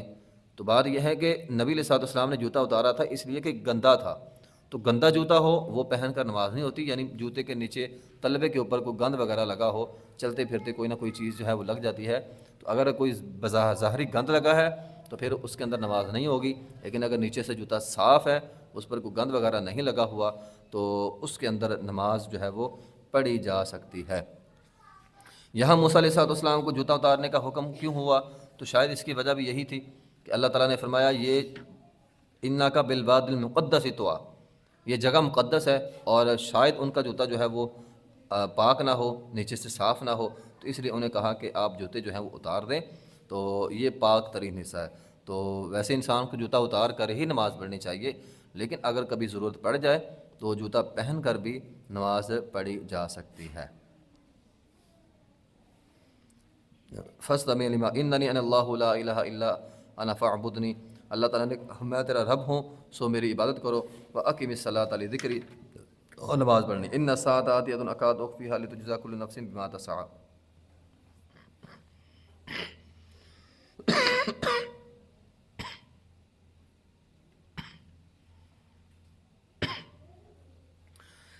پھر اللہ تعالیٰ نے آگے فرمایا وَمَا تِلْكَ بِيَمِينِكَ يَا موسیٰ، موسیٰ تیرے ہاتھ میں کیا ہے؟ تو قَالَ هِيَ عَصَايَ، کہا یہ لاٹھی ہے۔ آپ سوال دیکھیں اور جواب دیکھیں۔ سوال کیا تھا موسیٰ تیرے ہاتھ میں کیا ہے؟ کہا میرے ہاتھ میں لاٹھی ہے۔ أَتَوَكَّأُ عَلَيْهَا وَأَهُشُّ بِهَا عَلَىٰ غَنَمِي، میں اس پر ٹیک بھی لگاتا ہوں اور بکریوں کے لیے جو ہے وہ پتے وغیرہ درخت سے جھاڑتا ہوں۔ اب موسیٰ علیہ السلام نے یہ سمجھا کہ لاٹھی کا تو اللہ تعالیٰ کو پتہ ہی ہے، تو مجھے کیوں پوچھا جا رہا ہے تیرے ہاتھ میں کیا ہے؟ تو انہوں نے خود سے ہی جواب دے دیا کہ میں جب تھک جاتا ہوں تو ٹیک لگا لیتا ہوں، اور جب میں جو ہے وہ بکریاں وغیرہ چروا رہا ہوتا ہوں تو اس کے ساتھ میں پتے وغیرہ ٹہنی وغیرہ درختوں سے اتار کر بکریوں کو جو ہے وہ کھلا دیتا ہوں۔ تو اللہ تعالیٰ نے فرمایا اے موسیٰ، اب یہاں سے موسیٰ علیہ السلام کے معجزات کا آغاز ہوا۔ قال القها یا موسیٰ، اے موسیٰ اس کو پھینک دے۔ تو جب انہوں نے پھینکا فَأَلْقَاهَا فَإِذَا هِيَ حَيَّةٌ تَسْعَىٰ، تو وہ اچانک ایک دوڑتا ہوا سانپ تھا۔ تو قال خُذْهَا وَلَا تَخَفْ، وہ ڈر گئے۔ اب یہاں سے ایک اور بات سمجھیں، ڈر انسان جاتا ہے، کوئی اس طرح کی انسان جب حیرت انگیز چیز دیکھتا ہے انسان ڈر جاتا ہے، تو ڈرنا انسان کے اندر ہے۔ ابھی بندہ یہ کہے کہ جناب یہ ڈرنا کوئی بزدلی ہونے کی علامت ہے، نہیں، جب بندہ کوئی ایسی اچانک چیز دیکھتا ہے انسان کے اندر فطری طور پر جو ہے وہ ڈر پایا جاتا ہے۔ موسیٰ علیہ السلام جب اب یہاں بھی ڈرے، اور موسیٰ علیہ السلام جب جادوگروں کے ساتھ مقابلہ ہوا تھا تو وہاں پر بھی موسیٰ علیہ السلام ڈر گئے، تو پھر اللہ تعالیٰ نے کہا ڈر نہیں۔ یہاں بھی اللہ تعالیٰ نے فرمایا اے موسیٰ ڈرنا نہیں، اس کو پکڑو۔ تو جب پکڑا سنعیدها سیرتها الاولیٰ، تو وہ پہلے کی طرح جو ہے وہ ایک عصا بن گیا۔ تو یہ ان کا ایک پہلا معجزہ تھا کہ وہ پھینکتے تھے، وہ سانپ تھا، پھر ہاتھ لگاتے تھے تو وہ دوبارہ عصا اور لاٹھی بن جاتی تھی۔ وَاضْمُمْ يَدَكَ إِلَىٰ جَنَاحِكَ تَخْرُجْ بَيْضَاءَ مِنْ غَيْرِ سُوءٍ، تو دوسرا ان کا معجزہ جو ہے وہ یہ تھا کہ اپنے ہاتھ کو بغل میں داخل کرتے تھے تو وہ بالکل سفید روشن ہو جاتا تھا، چمکنے والا جو ہے وہ ہاتھ بن جاتا تھا۔ تو یہ ان کا جو ہے وہ ایک دوسرا معجزہ تھا۔ تو یہ دو معجزے دے کر اللہ تعالیٰ نے فرمایا اے موسیٰ جاؤ، لِنُرِيَكَ مِنْ آيَاتِنَا الْكُبْرىٰ اذْهَبْ إِلَىٰ فِرْعَوْنَ إِنَّهُ طَغَىٰ، فرعون کی طرف جاؤ۔ اب فرعون کی طرف جانا تھا تو موسیٰ علیہ السلام نے دعا کی، قال رب اشرح لي صدری ويسر لي امری واحلل عقدۃ من لسانی یفقہوا قولی۔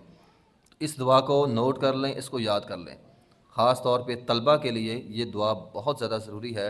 جب بھی اپنے سبق کا آغاز کریں، جب بھی آغاز کریں، قال رب اشرح لي صدری ويسر لي امری واحلل عقدۃ من لسانی یفقہوا قولی، اس دعا کو پڑھ کر کیا کریں، اسے اللہ تعالیٰ جو ہے وہ انسان کے سینے جو ہے وہ کھول دیتا ہے. ویسر لی امری، انسان کا کام معاملہ جو ہے وہ آسان ہو جاتا ہے. وحلل عقدۃ باللسان، انسان کی زبان کی گرہ جو ہے وہ کھل جاتی ہے. بعض اوقات انسان کے الفاظ کی ادائیگی اچھی نہیں ہو رہی ہوتی، تو انسان پڑھنا چاہ رہا ہوتا ہے لیکن وہ صحیح طور پر پڑھ نہیں سکتا، زبان سے ادائیگی اچھی نہیں الفاظ کی ہو رہی ہوتی. تو اس کے لیے یہ بہت زیادہ ضروری ہے، خاص طور پہ حفاظ کے لیے. جب قرآن حفظ کرنا ہے بعض اوقات الفاظ زبان پہ چڑھتے نہیں ہیں، تو مخارج کا بڑا مسئلہ ہوتا ہے، حروف کی ادائیگی، حروف کے مخارج، اس کا جو ہے وہ بڑا مسئلہ بنتا ہے. تو اس کے لیے بڑی بہترین دعا ہے کہ اے اللہ تو میری زبان کی گرہ کھول دے، میری زبان کے الفاظ جو ہیں وہ ٹھیک ہو جائیں. یفقہوا قولی، تاکہ وہ میری بات جو ہے وہ سمجھ لے. تو یہ ایک اچھی دعا ہے، اس کو نوٹ کر لیں اور اس کو جو ہے وہ دعا کو پڑھا کریں. وجعل لی وزیرا من اہلی، اب اگلی دعا یہ بھی ہمارے لیے ایک پیغام لاتی ہے کہ انہوں نے کہا کہ اے اللہ میرے بھائی کو بھی میرا جانشین بنا دے، ہارون اخی اس کو بھی نبی بنا دے. تو اس میں یہ ہے کہ آپ دیکھیں موسیٰ علیہ السلام کو نعمت ملی تو کہا اللہ میرے بھائی کو بھی دے. ہمارے ہاں کیا ہوتا ہے، ہم میں سے کسی کو نعمت مل جائے تو ہم کہتے ہیں اللہ کرے یہ میرے پاس ہی رہے، کسی اور کے پاس نہ جائے. تو یہ سوچ نہیں ہونی چاہیے. اگر اللہ تعالیٰ نے آپ کو کوئی بھی نعمت دی ہے، آپ اپنے بھائیوں کے لیے، بہنوں کے لیے، والدین کے لیے اور اپنی اولاد کے لیے اور عزیز و اقارب کے لیے بھی دعا کریں. اے اللہ میرا فلاں رشتہ دار کمزور ہے، اے اللہ میرے والدین کمزور ہیں، میرا بھائی ہے، میری بہن ہے، اے اللہ میرے بچے ہیں، بیوی ہے، فلاں ہے، جتنے بھی رشتہ دار ہیں، دوست احباب ہیں، ان کے لیے بھی آپ اس نعمت کا سوال کریں. اے اللہ فلاں کو بھی دے دے. دیکھیں دینا تو اللہ نے ہے نا، اللہ نے کوئی آپ سے چھین کر تو نہیں نہ دینا. آپ کا نصیب آپ کے پاس آ گیا، آپ دعا کریں اللہ دوسرے کو بھی دے دے گا. تو دعا کرنی چاہیے، جو اللہ تعالیٰ آپ کو نعمت دے اس کی دعا جو ہے وہ دوسروں کے حق میں کریں. طالب علم ہے، اللہ تعالیٰ نے ایک ذہن دیا ہے تو وہ دعا کرے اللہ فلاں جو ہے وہ بڑا کمزور ہے تو اسے پڑھا نہیں جاتا ہے، اللہ اس کا ذہن جو ہے وہ بھی تیز کر دے. تو ایسی دعائیں کرنی چاہیے.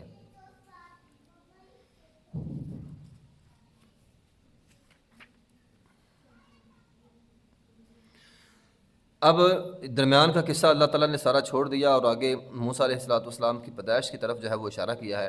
آیت نمبر جو ہے وہ 38 میں اذ اوحینا الی امک ما یوحی. اب مسئلہ یہ تھا کہ موسیٰ علیہ السلام اس دور میں پیدا ہوئے جب فرعون نے یہ کہا ہوا تھا کہ جس کے ہاں بھی بچہ پیدا ہوگا اس کو جو ہے وہ قتل کر دیا جائے گا. تو موسیٰ علیہ السلام کی پیدائش ہوئی تو اللہ تعالیٰ نے موسیٰ علیہ السلام کی والدہ کی طرف وحی کی. اب یہ دیکھیں نا، عورت کی طرف وحی ہو رہی ہے تو عورت کی طرف وحی ہوئی ہے لیکن عورت نبیہ نہیں ہے، کوئی بھی عورت نبی نہیں ہے. ہاں عورتوں کی طرف، خواتین کی طرف وحی ضرور ہوئی ہے. تو اللہ تعالیٰ نے موسیٰ علیہ السلام کی والدہ کی طرف وحی کی کہ آپ ایسا کریں کہ انقذی فیہ فی التابوت فاقذی فیہ فی الیم فلیلقیہ الیم بالساحل یأخذہ عدو لی وعدو اللہ والقیت علیک محبۃ منی ولتصنع علی عینی. بات یہ ہے کہ اب بچہ پیدا ہو گیا تو وہ بڑی گھبرائی ہوئی تھی، ڈری ہوئی تھی. تو اللہ تعالیٰ نے وحی کی کہ آپ گھبرائے نہیں، ڈرے نہیں. ایک صندوق لیں، اس صندوق کے اندر اس بچے کو ڈال دیں اور دریا کے حوالے کر دیں. تو یہ دریائے نیل تھا جو فرعون کے محل سے گزرتا تھا، ٹھیک ہے. تو کہا اس دریا کے اندر اس بچے کو ڈال دیں اور یقین رکھیں اللہ تعالیٰ یہ بچہ جو ہے وہ آپ کے پاس واپس ضرور لے کر آئے گا اور اس کی پرورش جو ہے وہ تیری آنکھوں کے سامنے ہوگی. وَلِتُصْنَعَ عَلَىٰ عَيْنِي، اور پھر تیری آنکھوں کو جو ہے وہ ٹھنڈک مل جائے گی. اب ہوا کیا کہ بچہ جو ہے وہ صندوق کے اندر ڈال دیا اور ڈال کر جو ہے وہ موسیٰ علیہ السلام کی بہن کو ساتھ پیچھا کرنے کا حکم دیا کہ تو نے پیچھے پیچھے رہ کر نہ دیکھنا بھی ہے. اب ماں نے موسیٰ علیہ السلام کی والدہ نے بچہ ڈال دیا. اب وہ خود تو نہیں جا سکتی تھی تو اپنی بیٹی کو جو ہے وہ بھیج دیا. تو وہ بیٹی پیچھے پیچھے گئی اور جب وہ تابوت جو ہے وہ فرعون کے محل میں پہنچا تو وہاں پہ فرعون کی بیوی جو آسیہ تھی اس نے تابوت اٹھا لیا اور دیکھا اس کے اندر جو ہے وہ ایک بچہ تھا. اب آسیہ کی اولاد نہیں تھی، یعنی فرعون کی اولاد نہیں تھی. تو آسیہ نے فرعون سے کہا کہ ہمارے ہاں بچہ تو نہیں ہے، یہ بڑا پیارا بچہ ہے، اس کو ہم اپنا بیٹا بنا لیتے ہیں. تو بہرحال فرعون مان گیا. قتل کرنے کی بجائے، پتہ تو اسے چل گیا تھا یہ بنی اسرائیل کا بچہ ہے، لیکن قتل کرنے کی بجائے اس نے کہا چلو ٹھیک ہے ہم اسے قتل نہیں کرتے، اسے اپنا بیٹا جو ہے وہ بنا لیتے ہیں. اب بیٹا تو بن گیا لیکن مسئلہ یہ تھا بچہ دودھ پینے کا بچے گا. تو اب چونکہ فرعون بادشاہ تھا، حکم ہوا دائیوں کو طلب کیا جائے. تو جو بھی دائی آتی موسیٰ علیہ السلام کو دودھ پلانا چاہتی، وہ دودھ نہ پیتے۔ تو اتنے میں اس تمشی اختو کا فتقول حل ادلکم علی من یکفل، تو موسیٰ علیہ السلام کی بہن نے موقع کو غنیمت جانا اور انہیں کہا جا کر کہ میں تمہیں ایک ایسی دائیہ کے بارے میں خبر نہ دوں جو بہت اچھی ہے اور ممکن ہے یہ بچہ جو ہے اس کا دودھ جو ہے وہ پی لے گا۔ اس کی وضاحت تو آگے سورہ قصص کے اندر جو ہے وہ آ رہی ہے، یہاں اللہ تعالیٰ نے صرف اشارہ فرمایا۔ تو بہرحال وہ گئی اور اپنی ماں کو جو ہے وہ لے کر آئی۔ جب ماں آئی اور موسیٰ علیہ السلام نے اپنی والدہ کا دودھ پیا، فرجعناک الی امک کی تقر عینھا ولا تحزن، تو دودھ پینا شروع کر دیا۔ تو اس طرح موسیٰ علیہ السلام کی والدہ کی سرکاری طور پر وہاں پہ ڈیوٹی لگ گئی کہ اس بچے کو جو ہے وہ دودھ پلانا ہے۔ تو ان کی والدہ گویا اپنے ہی بچے کو دودھ پلا رہی تھی اور سرکاری طور پر پلا رہی تھی، یعنی بغیر کسی ڈر اور خوف کے۔ کئی تقر عینھا ولا تحزن، آنکھوں کی ٹھنڈک بھی ہو گئی اور غم بھی سارا جو ہے وہ ختم ہو گیا۔ وَقَتَلْتَ نَفْسًا فَنَجَّيْنَاكَ مِنَ الْغَمِّ وَفَتَنَّاكَ فَتُونًا۔ اب ایک واقعے کی طرف اور اشارہ ہے کہ موسیٰ علیہ السلام سے ایک بندہ جو ہے وہ قتل ہو گیا۔ جب وہ نوجوان ہوئے، فرعونیوں میں سے تھا وہ، اور وہ جو ہے وہ موسیٰ علیہ بنی اسرائیل کا ایک بندہ جو ہے وہ دونوں آپس میں لڑ رہے تھے۔ تو موسیٰ علیہ السلام نے بنی اسرائیل کی حمایت کرتے ہوئے دوسرے کو تھپڑ مارا اور وہ تھپڑ مرنے سے مر گیا۔ اللہ تعالیٰ نے اس کی طرف اشارہ کیا۔ پھر وہاں سے موسیٰ علیہ السلام بھاگے، فَلَبِثْتَ سِنِینَ فِی أَہْلِ مَدْیَن، اور کافی عرصہ جو ہے وہ مدین کے اندر رہے۔ ثُمَّ جِئْتَ عَلیٰ قَدْرٍ یَا موسیٰ، پھر جتنی مدت اللہ نے چاہا وہ وہاں پہ رہے اور اس کے بعد وہ واپس آئے۔ فَاسْتَنَعْتُکَ لِنَفْسِی، پھر جب وہ واپس آ رہے تو اللہ تعالیٰ نے ان کو واپس آتے ہوئے نبوت عطا کی۔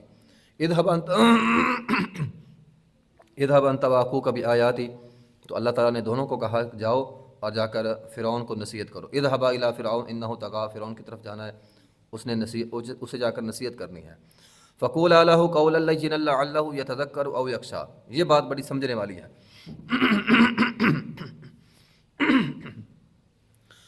اللہ تعالیٰ نے موسیٰ اور ہارون کو کہا کہ جاؤ جا کر فرعون کو نصیحت کرو۔ فرعون کون تھا؟ ظالم بادشاہ۔ فرعون کون تھا؟ بچوں کا قاتل۔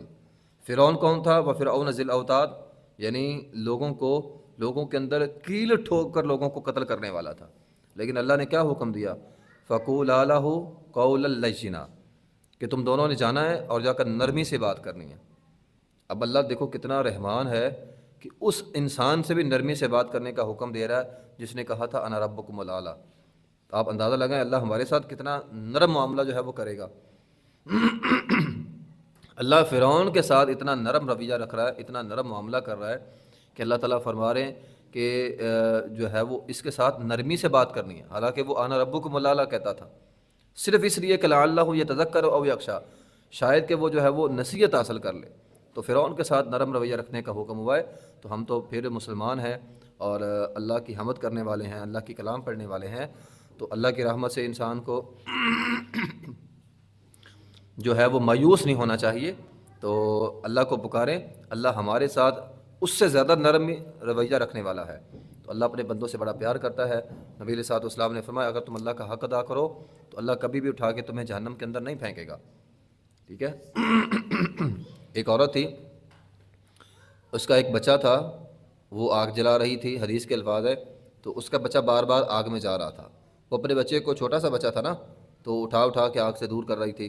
تو پھر وہ بچے کو اٹھا کر نبی علیہ السلام کے پاس آئی۔ اس نے کہا جی میرا ایک سوال ہے۔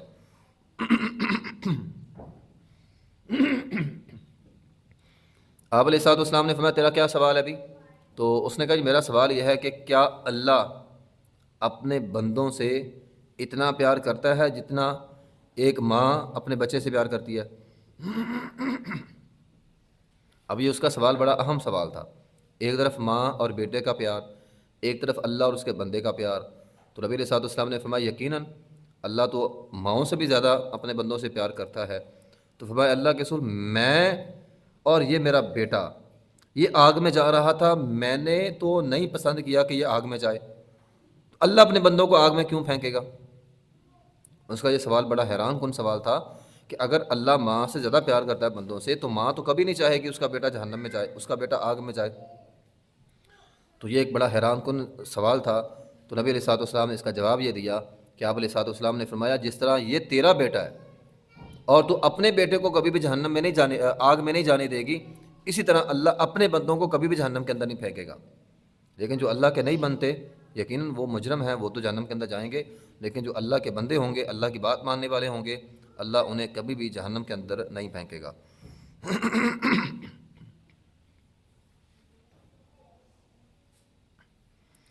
تو بہرحال بات ہماری دور نکل گئی۔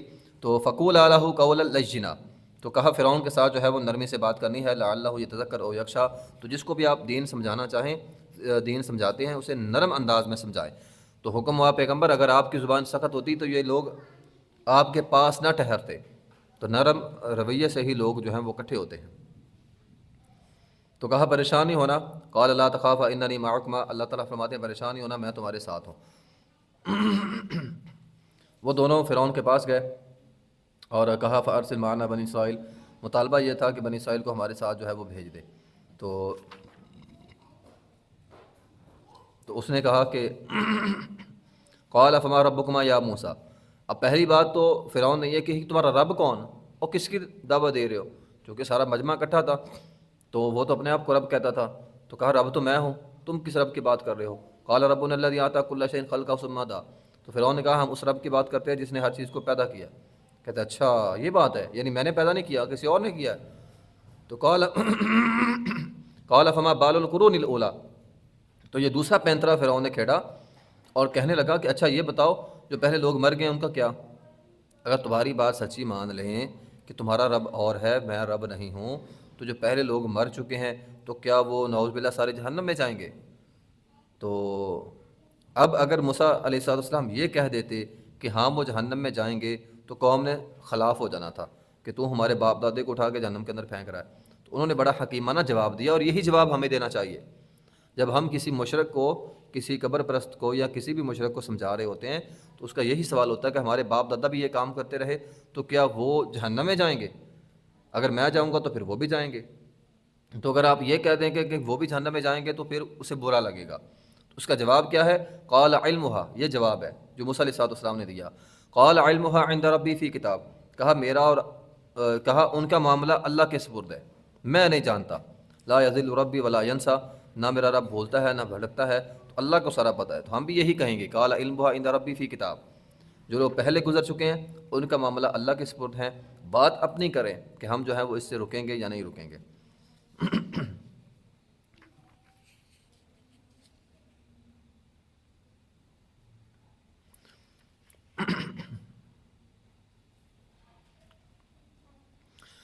تو بہرحال پھر موسیٰ علیہ السلام نے اپنے جو اللہ تعالیٰ نے معجزے ان کو دیے تھے، ہم پیچھے بھی پڑھا ہیں، وہ معجزے جو ہے ان کو دکھائے۔ تو فرعون نے کہا یہ تو سراسر جو ہے وہ جادو ہے۔ تو پھر اس نے کہا چلو تمہارا ایک مقابلہ جو ہے وہ جادوگروں کے ساتھ کرواتے ہیں۔ تو پھر موسیٰ علیہ السلام کا ایک جادوگروں کے ساتھ جو ہے وہ پھر مقابلہ ہوا۔ تو مقابلے میں جادوگر جو ہے وہ سارے مسلمان ہو گئے۔ اس نے جادوگروں کو کہا کہ میں تمہیں قتل کر دوں گا۔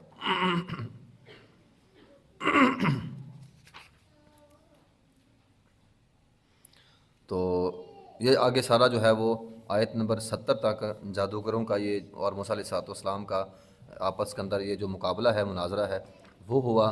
اور پھر جادوگروں نے ایمان لے آئے موسیٰ علیہ السلام پہ۔ تو اس نے یہ آیت نمبر 71 کے اندر ہے قال آمنتم لہ قبل ان آذن لکم انہ لکبیرکم الذی علمکم السحر۔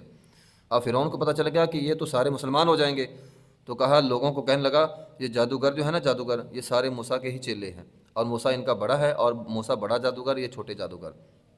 تو کہا ہم فلأقطعن أيديكم وأرجلكم من خلاف، میں تمہیں جو ہے وہ قتل کر دوں گا، وَلَأُصَلِّبَنَّكُمْ فِي جُذُوعِ النَّخْلِ، کھجور کے تنے پر تمہیں سولی چڑھاؤں گا۔ تو کہا کوئی بات نہیں، ہمیں پرواہ نہیں ہے، ہمیں جو ہے وہ سولی پر چڑھا دے۔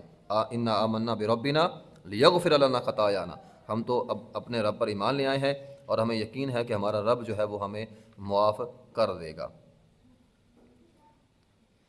بہرحال اس سے آگے اللہ تعالیٰ نے درمیان کے واقعات پھر چھوڑ دیے، یہاں پہ نہیں ہے، دوسری مقام پہ ہم نے پڑھا ہے۔ چونکہ قرآن نصیحت کی کتاب ہے، وہ قصے کی کتاب نہیں ہے، یہ پوری ترتیب کے ساتھ قرآن قصہ بیان کرے۔ صرف ایک ہی قصہ بیان ہوا یوسف علیہ السلام کا، ورنہ قرآن میں کوئی بھی قصہ مکمل نہیں ہے۔ جس حصے سے نصیحت مقصود تھی وہی حصہ جو ہے وہ بیان کیا ہے۔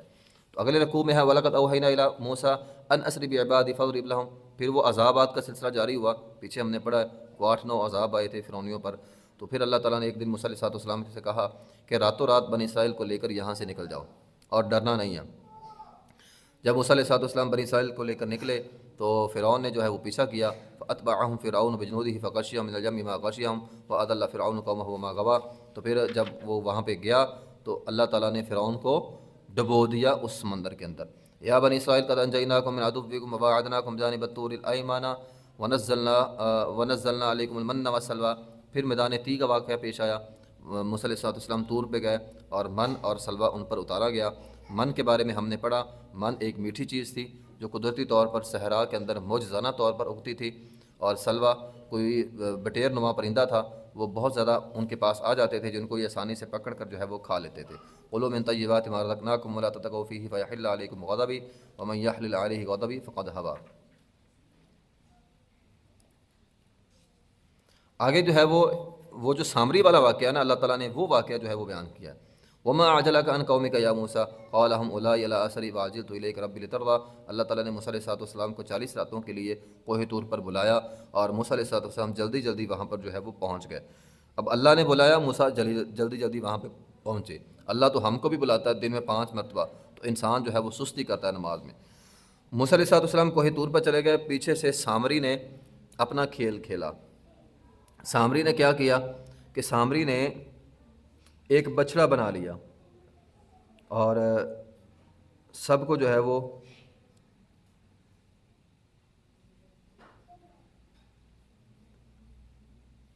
سامری نے ایک بچڑا بنایا اور سب کو جو ہے وہ بچڑے کی عبادت پر لگا لیا۔ فرجع موسیٰ الی قومہ، جب موسیٰ علیہ السلام واپس آئے غصے کی حالت میں آئے اور کہا یہ کیا ہو گیا، تم لوگ بچڑے کی عبادت پر جو ہے وہ لگ گئے ہو۔ تو لوگوں نے کہا کہ یہ تو سامری نے سارا کام کیا ہے اور ہم کو جو ہے وہ اس کام پہ لگا دیا ہے۔ تو فکذلک القی السامری، ٹھیک ہے، فاخرج لهم عجلا جسدا له خوار فقالوا هذا الہکم والہ موسیٰ فنسی۔ تو سامری نے کیا کیا کہ قوم کے پاس نا سونا تھا۔ اب مفسرین نے اس کی بڑی جو ہے وہ تفاسیر جو ہے وہ کی ہیں کہ قالوا ما خلفنا موعدک بملکنا ولکننا حملنا اوزارا من زینۃ القوم فقذفناها فكذلك القی السامری۔ قوم کے پاس جو ہے وہ زیورات تھے تو قوم نے زیورات پھینک دیے۔ تو اس میں اس کی تفاسیر بہت ساری ہیں، لیکن جو حقیقت معلوم ہوتی ہے قرآن کی اس آیت کو سامنے رکھتے ہوئے وہ یہ ہے کہ اصل میں ویسے تو مفسرین نے لکھا ہے کہ انہوں نے فرعونیوں کے زیور جو ہے وہ چرا لیے تھے۔ تو میرا نہیں خیال جب اچانک رات کو بھاگے ہوں گے تو کسی کا زیور جو ہے وہ چرایا جا سکتا ہے، تو یہ ایسا واقعہ نہیں ہوا۔ بعض لوگ کہتے ہیں جی وہ جب فرعونی ڈوبے اور ان کے زیورات جب وہ پانی پر تیر رہے تھے تو ان کے زیورات جو ہیں وہ وہاں سے نکلے تو انہوں نے اٹھا لیے۔ تو میرا نہیں خیال وہاں پر اٹھائے ہوں گے، چونکہ موسیٰ علیہ السلام وہاں پہ موجود تھے، تو موسیٰ علیہ السلام نے اس طرح کا کام تو نہیں کرنے دینا تھا ان کو۔ تو اسے بہرحال قرآن کے آیات سے جو پتہ چلتا ہے وہ یہ ہے کہ وہ زیور ان کے اپنے تھے۔ تو فرعونیوں کے پاس، بنی اسرائیل کے پاس جو ہے وہ زیور تھے اپنے اپنے۔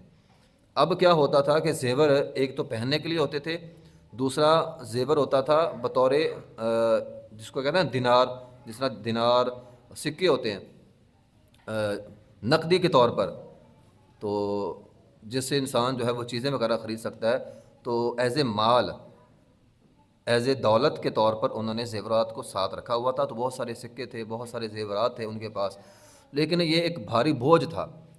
جس طرح آتا ہے نا قارون کے خزانے جو ہے وہ اٹھانے کے لیے، قارون کے پاس بہت سارے خزانے تھے جس کی چابیاں اٹھانے کے لیے جو ہے وہ اونٹ رکھے ہوتے تھے۔ تو لوگوں کے پاس بڑا زیور ہوتا تھا، بڑا سونا ہوتا تھا بطور مال کے، پیسے کے، دولت کے۔ تو یہ بہت بھاری وزن تھا۔ تو انہوں نے کہا یار ہم نے میدان تی کے اندر رہنا ہے، اب کیا ہم اس کو اٹھاتے پھریں گے، تو ہم نے پتہ نہیں کہاں جانا ہے، کہاں رہنا ہے، کیا کرنا ہے۔ تو ایسا کریں ہم اس کو نا پھینکیں، آگ جلائیں اور اصل مال نکال لیں۔ جو اصل سونا ہوگا وہ ہلکا ہوگا، وہ ہم نکال لیں گے، باقی ردی وغیرہ ساری جل جائے گی اور ختم ہو جائے گی اور اس کا وزن جو ہے وہ ہلکا ہو جائے گا۔ اب وہ بہت بڑا ڈھیر لگ گیا سونے کا۔ تو جب آگ جلائی گئی تو سامری نے کیا کیا، سامری نے یہ کیا کہ اس کی ایک بیل بنا دی۔ جب وہ گرم تھا، پگھلا ہوا تھا، تو سامری بڑا ماہر تھا، مہارت رکھتا تھا اس کام میں۔ تو فأخرج لهم عجلا جسدا له خوار، اس نے ایک بچڑا بنا دیا اور بنائے اس انداز میں کہ اس میں سے گائے کی آواز آتی تھی۔ تو ایک طرف سے جو ہے وہ سوراخ رکھ دیا، جس طرح یہ باجا ہوتا ہے، ایک طرف سے پھونک مارو تو اس کے اندر سے ایک آواز آتی ہے، تو اس طرح جب ہوا کی کراسنگ ہوتی تھی تو اس کے اندر جو ہے وہ آواز آتی تھی۔ فقالوا ھذا الہکم الہ موسیٰ فنسی، اس نے لوگوں کو کہنا شروع کر دیا یہ وہ الہ ہے جو تمہارا اور موسیٰ کا ہے، تو اصل میں یہ خدا ہے۔ لوگوں نے بچڑے کی جو ہے وہ عبادت شروع کر دی۔ افلا یرون اللہ یرجع الیہم قولا ولا یملک لکم ضرا ولا نفعا، تو یہ جتنی باتیں ہیں نا سامری کے بارے میں مشہور، یہ ساری بنی اسرائیلی روایتیں ہیں، قرآن میں اس کی کوئی وضاحت نہیں ہے، خاص جتنی ہے میں نے اتنی آپ لوگوں کو بتا دی، اس سے آگے کچھ بھی نہیں ہے۔ باقی سارے قصے کہانیاں ہیں، وہ سامری جادوگر ایک ہوتا تھا، سامری یہ ہوتا تھا، سامری وہ ہوتا تھا، یہ سارے افسانے ہیں، قصے ہیں، کہانیاں ہیں، یہ ہمیں ویسے بھی نہیں پڑھنی چاہیے۔ قرآن نے جتنا کہہ دیا ہے بس اس پر ہمارا جو ہے وہ ایمان ہے۔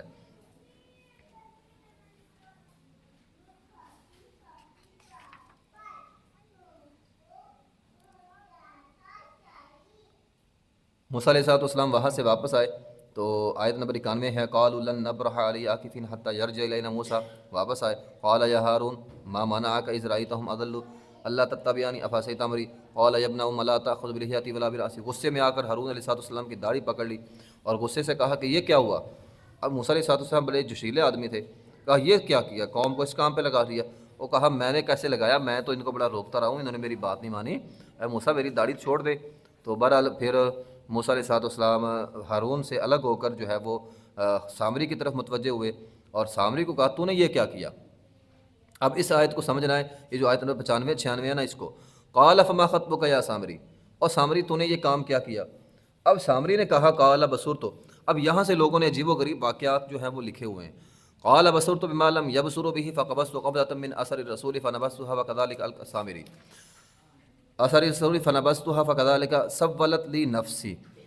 اب لوگ یہ کہتے ہیں جی وہ جی سامری نے دیکھا تھا جب جبرائیل آئے تھے موسیٰ علیہ السلام کی مدد کرنے کے لیے، تو جبرائیل گھوڑے پر آئے تھے اور گھوڑے کے پاؤں کے نیچے سے مٹی اٹھا لی تھی اور مٹی جو ہے وہ اس گائے کے اندر، اس بچڑے کے اندر پھینکی تھی جس سے اس کے اندر سے آوازیں آتی تھی۔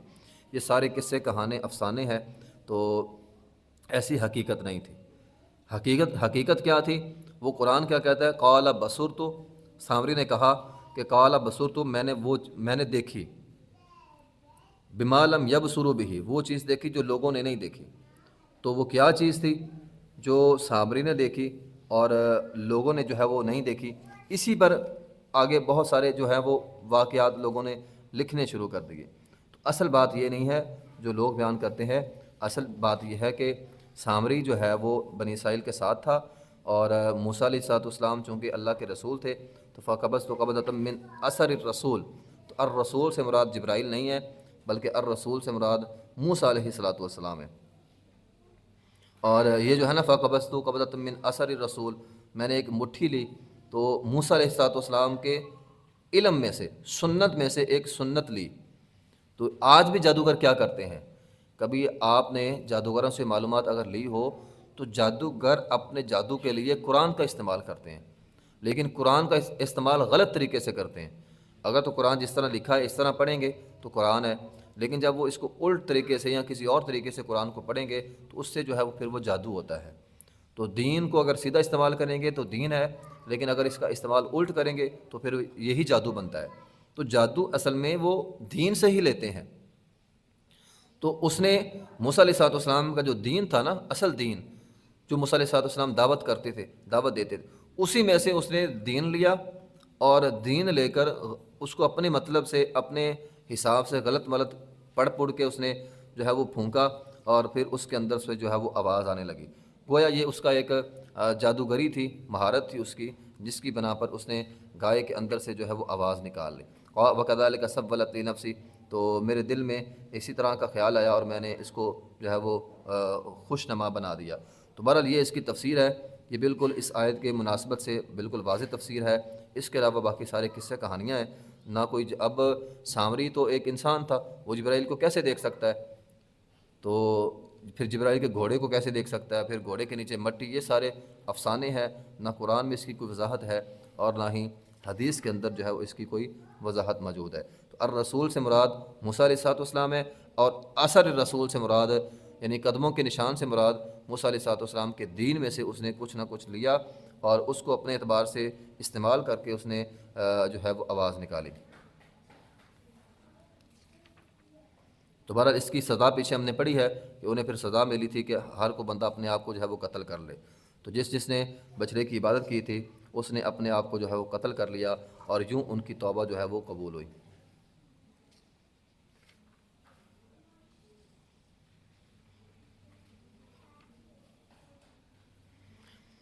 آگے اللہ تعالیٰ نے آدم علیہ السلام کا قصہ جو ہے وہ بیان کیا ہے، آدم اور ابلیس کا، آیت نمبر 116 میں کہ وَإِذْ قُلْنَا لِلْمَلَائِكَةِ اسْجُدُوا لِآدَمَ فَسَجَدُوا إِلَّا إِبْلِيسَ. تو سجدے کا معاملہ ہے. آدم علیہ السلام کو سجدہ کرنے کا حکم دیا، لیکن ابلیس نے، شیطان نے سجدہ نہ کیا. اور پھر آدم علیہ السلام جب جنت میں گئے اور فَوَسْوَسَ إِلَيْهِ الشَّيْطَانُ قَالَ يَا آدَمُ هَلْ أَدُلُّكَ عَلَىٰ شَجَرَةِ الْخُلْدِ. تو درخت کا پھل کھانے پر جو ہے وہ ابھارا، انہوں نے پھل کھایا اور وہ پھر دوبارہ دنیا کے اندر آ گئے. قَالَ اهْبِطَا مِنْهَا جَمِيعًا بَعْضُكُمْ لِبَعْضٍ عَدُوٌّ.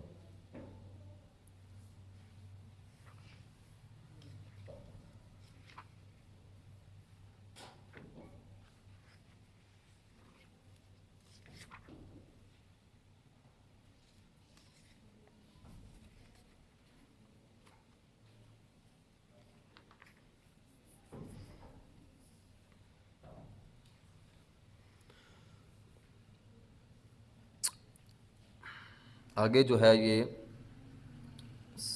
سورہ انبیاء ہے،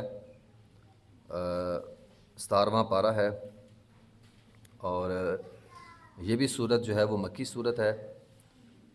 تو چونکہ یہ انبیاء ہے صورت، اور اس کے اندر بھی اللہ تعالیٰ نے انبیاء کے واقعات ہی بیان کیے ہیں. جس طرح کہ مکی صورتوں کا جو مضمون ہوتا ہے سابقہ انبیاء کے قصے یا قیامت کے احوال یا عقیدے کے مسائل، یہ مکی صورتوں کے اندر عموماً بیان ہوتے ہیں. تو اس کے اندر بھی جو ہے وہ عقیدے کے مسائل اللہ تعالیٰ نے بیان فرمائے ہیں، اور انبیاء کرام کے قصہ جو ہے وہ بیان فرمایا ہے.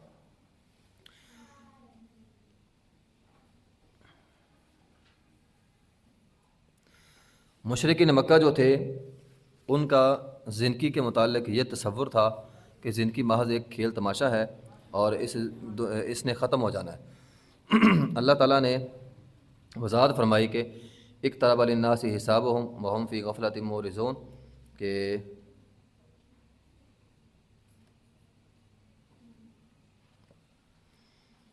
یہ دنیا جو ہے وہ کھیل تماشا نہیں ہے، تم اس کو کھیل تماشا نہ سمجھو، بلکہ تمہارا حساب کا وقت جو ہے وہ بہت قریب ہے. تو یہ بات ہمیں بھی غور کرنی چاہیے. انسان دنیا میں آیا ہے، لیکن اگر وہ اس دنیا کو محض کھیل تماشا سمجھے گا تو انسان جو ہے وہ ناکام ہو جائے گا.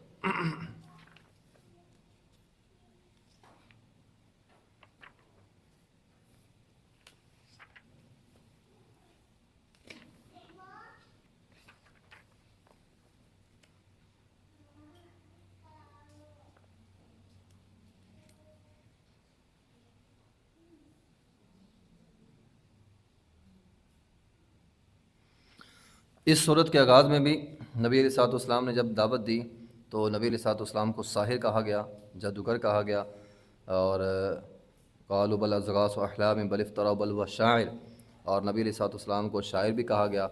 تو مشرکین مکہ نے کہا یہ قرآن پڑھتا ہے اور اس کو ہم کوئی نہ کوئی نام دیں گے. تو کسی نے جادوگر کہا، کسی نے شاعر کہا، کسی نے مجنون کہا، کسی نے پاگل کہا. تو اللہ تعالیٰ نے ان کا یہ جواب جو ہے وہ قرآن کے اندر دیا ہے کہ میرا پیغمبر نہ مجنون ہے، نہ پاگل ہے، نہ ساحر ہے، نہ جادوگر ہے، بلکہ وہ تو قرآن لاتا ہے.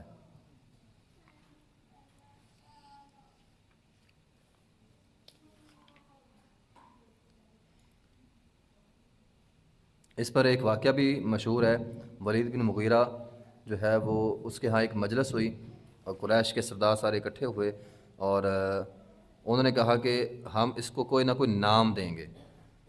تو سردار ولید بن مغیرہ کے پاس جب یہ ابو جہل کا جو ہے وہ چچا تھا، تو انہوں نے کہا ہم کوئی نہ کوئی نام دیں گے، اس کو کیا نام دیں؟ تو پھر ان کے اندر بھی اختلاف ہو گیا. کسی نے کہا کاہن، تو کہا نہیں یہ کاہن بھی نہیں ہو سکتا.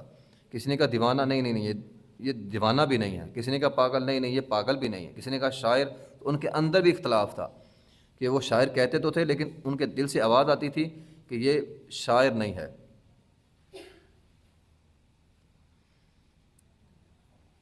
تو بہرحال آیت نمبر 16 کے اندر ہے وَمَا خَلَقْنَا السَّمَاءَ والارض وما بینہما لاعبین، اللہ نے آسمان اور زمین کو کوئی کھیل تماشے کے لیے پیدا نہیں کیا۔ دنیا، آسمان، یہ زمین، یہ محض کھیل تماشا نہیں ہے، بلکہ یہ ایک حقیقت ہے۔ اللہ تعالیٰ نے یہاں انسانوں کو بھیجا ہے، اور ایک وقت تک انسان یہاں پہ رہیں گے، اور جب وہ وقت مقررہ جو ہے وہ ختم ہوگا، اس کے بعد جو ہے وہ انسان اپنے رب کے پاس جو ہے وہ جائیں گے، اور اللہ تعالیٰ اس دنیا کی زندگی کا انسان سے جو ہے وہ حساب لے گا۔ تو تخلیق کائنات کا مقصد ہے کہ اللہ تعالیٰ نے یہاں پہ لوگوں کو بسایا تاکہ لوگ اللہ تعالیٰ کی عبادت کریں۔ آگے آیت نمبر 22 ہے کہ لو کان فیہما آلہۃ الا اللہ لفسدتا۔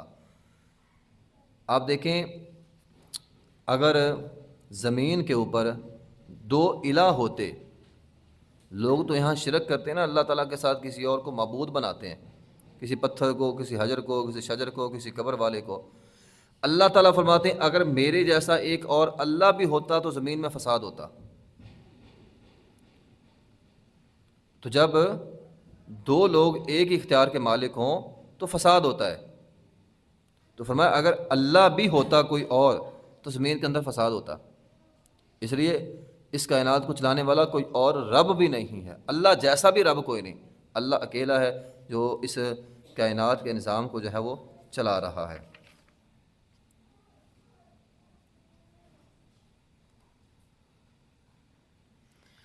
آگے آیت نمبر 30 ہے، اولم یر الذین کفروا ان السماوات والارض کانتا رتقا ففتقناہما وجعلنا من الماء کل شیء حی۔ پیچھے ہم نے پڑھا ہے کہ آدم علیہ السلام کو اللہ تعالیٰ نے مٹی سے پیدا کیا، ایک بات۔ دوسرا، یہاں پہ اللہ تعالیٰ نے ایک اہم بات کی طرف اشارہ کیا ہے جس کو وہ لوگ بھی کہتے ہیں جو اللہ تعالیٰ کی ذات پر ایمان نہیں رکھتے، کہ آسمان اور زمین یہ سارا نظام پہلے ایک گول تھا اور ملے ہوئے تھے، اور پھر ایک دھماکہ ہوا اور اس کے اندر آسمان الگ ہو گیا، زمین الگ ہو گئی، اور یہ سیارے جو ہیں وہ الگ الگ ہو گئے۔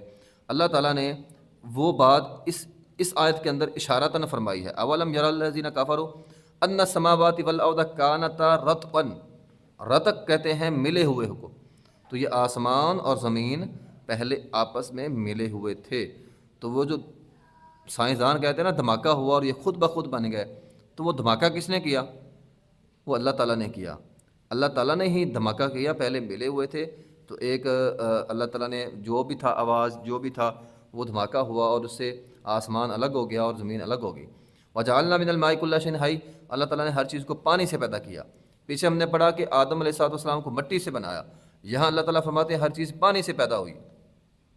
تو اس کی تطبیق یہ ہے کہ آدم علیہ السلام مٹی سے بنے، لیکن اس مٹی میں پانی کی آمیزش تھی، ٹھیک ہے۔ مٹی میں اللہ تعالیٰ نے پہلے پانی ملایا، اس کو گوندا، اس کو سیاہ کیا، اسے پکایا، پھر اسے آدم کو بنایا۔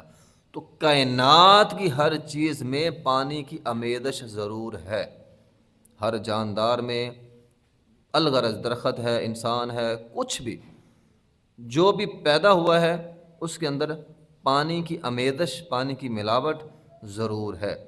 وجعلنا من الماء کل شیء حی، پوری کائنات کے اندر، کل شیء کے اندر پوری کائنات آ جاتی ہے، تو ہر چیز کے اندر پانی کی کوئی نہ کوئی آمیزش جو ہے وہ ضرور ہے۔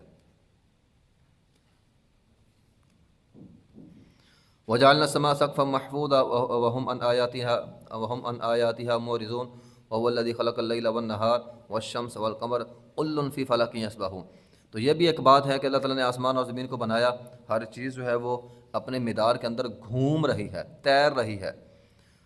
آج تک ہم پہلے سنتے آئے تھے کہ زمین جو ہے وہ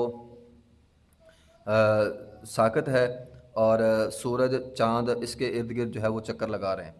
پھر ہم نے یہ بھی سنا کہ سورج ساکت ہے اور چاند اور زمین سورج کے گرد جو ہے وہ چکر لگاتے ہیں۔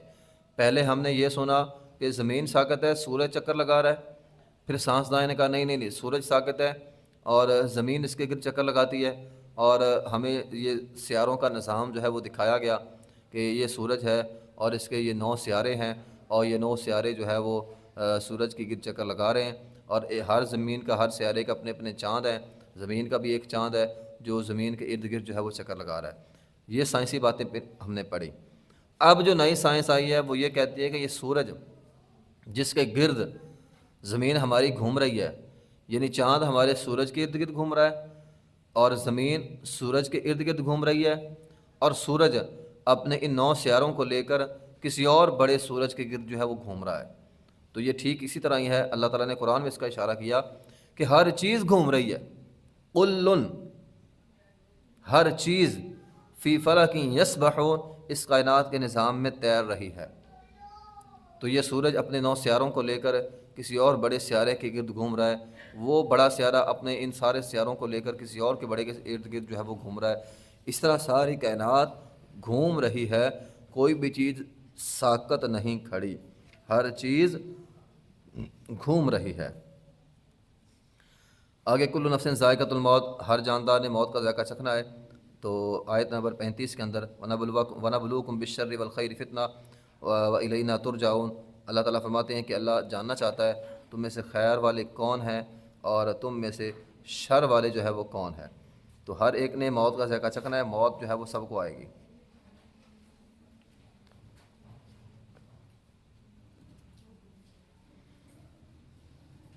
آگے آیت نمبر 47 میں ہے وَنَزَعُ الْمَوَازِينَ الْقِسْطَ لِيَوْمِ الْقِيَامَةِ، کل قیامت کے دن اللہ تعالیٰ نے میزان جو ہے وہ مقرر کرنا ہے۔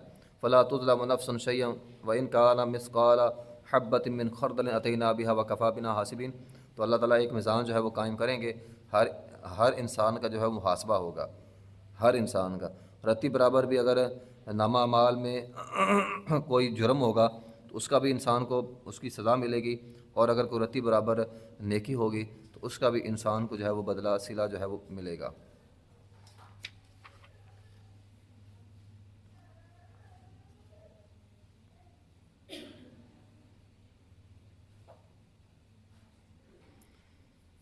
آگے ابراہیم علیہ السلام کا تذکرہ جو ہے وہ شروع ہوتا ہے۔ ابراہیم علیہ السلام کا وہ والا حصہ جب انہوں نے بت توڑے تھے تو قوم ساری میلے پہ چلے گی، بت اللہ لاقیدن اصنامکم بعد ان تولوا مدبرین۔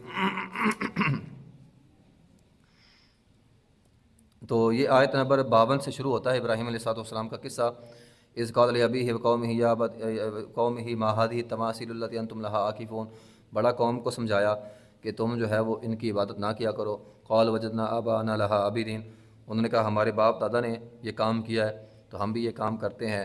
بالآخر ان کا ایک میلہ تھا، سارے لوگ جو ہے وہ میلے پر چلے گئے، پیچھے سے ابراہیم علیہ السلام آئے، انہوں نے شروع ہوا بتوں کو توڑنا شروع کر دیا، سارے بت جو ہے وہ توڑ دیے، اور اس کے بعد کلہاڑا جو ہے وہ بڑے بت کے اوپر رکھ دیا۔ جب وہ لوگ واپس آئے انہوں نے دیکھا بت جو ہے وہ سارے توڑے ہوئے ہیں۔ تو قالوا من فعل هذا بآلهتنا انه لمن الظالمین، اور آیت نمبر 59 کے اندر وہ کہتے ہیں کہ ان بتوں کا یہ حالت کس نے کی؟ ایک تو خدا بنا رہی ہے، اب خدا ہمارے خداؤں کو کون مار گیا؟ یہ کتنا جہلانہ جملہ ہے، ہمارے خداؤں کو کون مار گیا ہے؟ آج بھی لوگ جس کو اللہ کے علاوہ شریک بناتے ہیں، جب اس کا نقصان ہوتا ہے تو کہتے ہیں جی اس بزرگ کا نقصان کیسے ہو گیا؟ اگر وہ کوئی کرنے والا یا کوئی پہنچی سرکار تھی تو اس کا نقصان ہو ہی نہیں سکتا، جس کے پاس خدائی اوصاف ہوں وہ تو اپنا اس کا نقصان ہو ہی نہیں سکتا۔ تو اس کا نقصان کس نے کر دیا، توڑا کس نے؟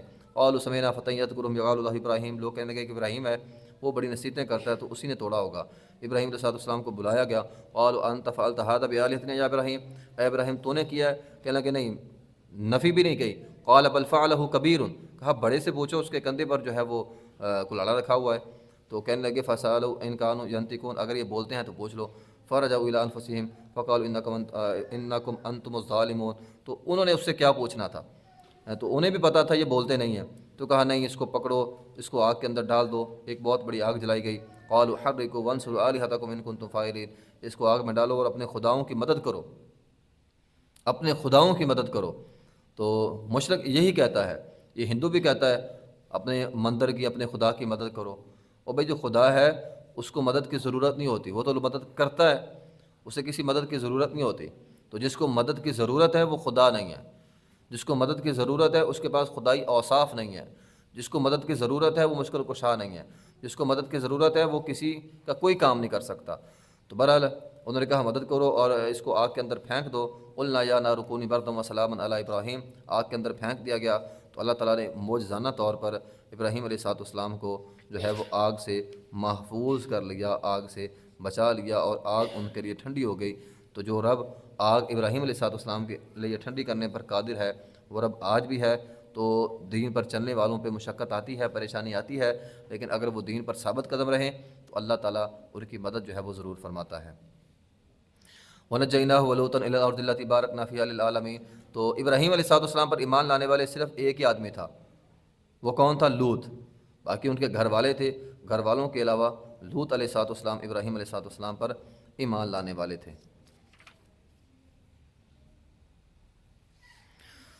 آگے داؤد علیہ السلام اور سلیمان علیہ السلام کا جو ہے وہ قصہ ہے، آیت نمبر 78 کے اندر، وَدَاوُودَ وَسُلَيْمَانَ إِذْ يَحْكُمَانِ فِي الْحَرْثِ إِذْ نَفَشَتْ فِيهِ غَنَمُ الْقَوْمِ۔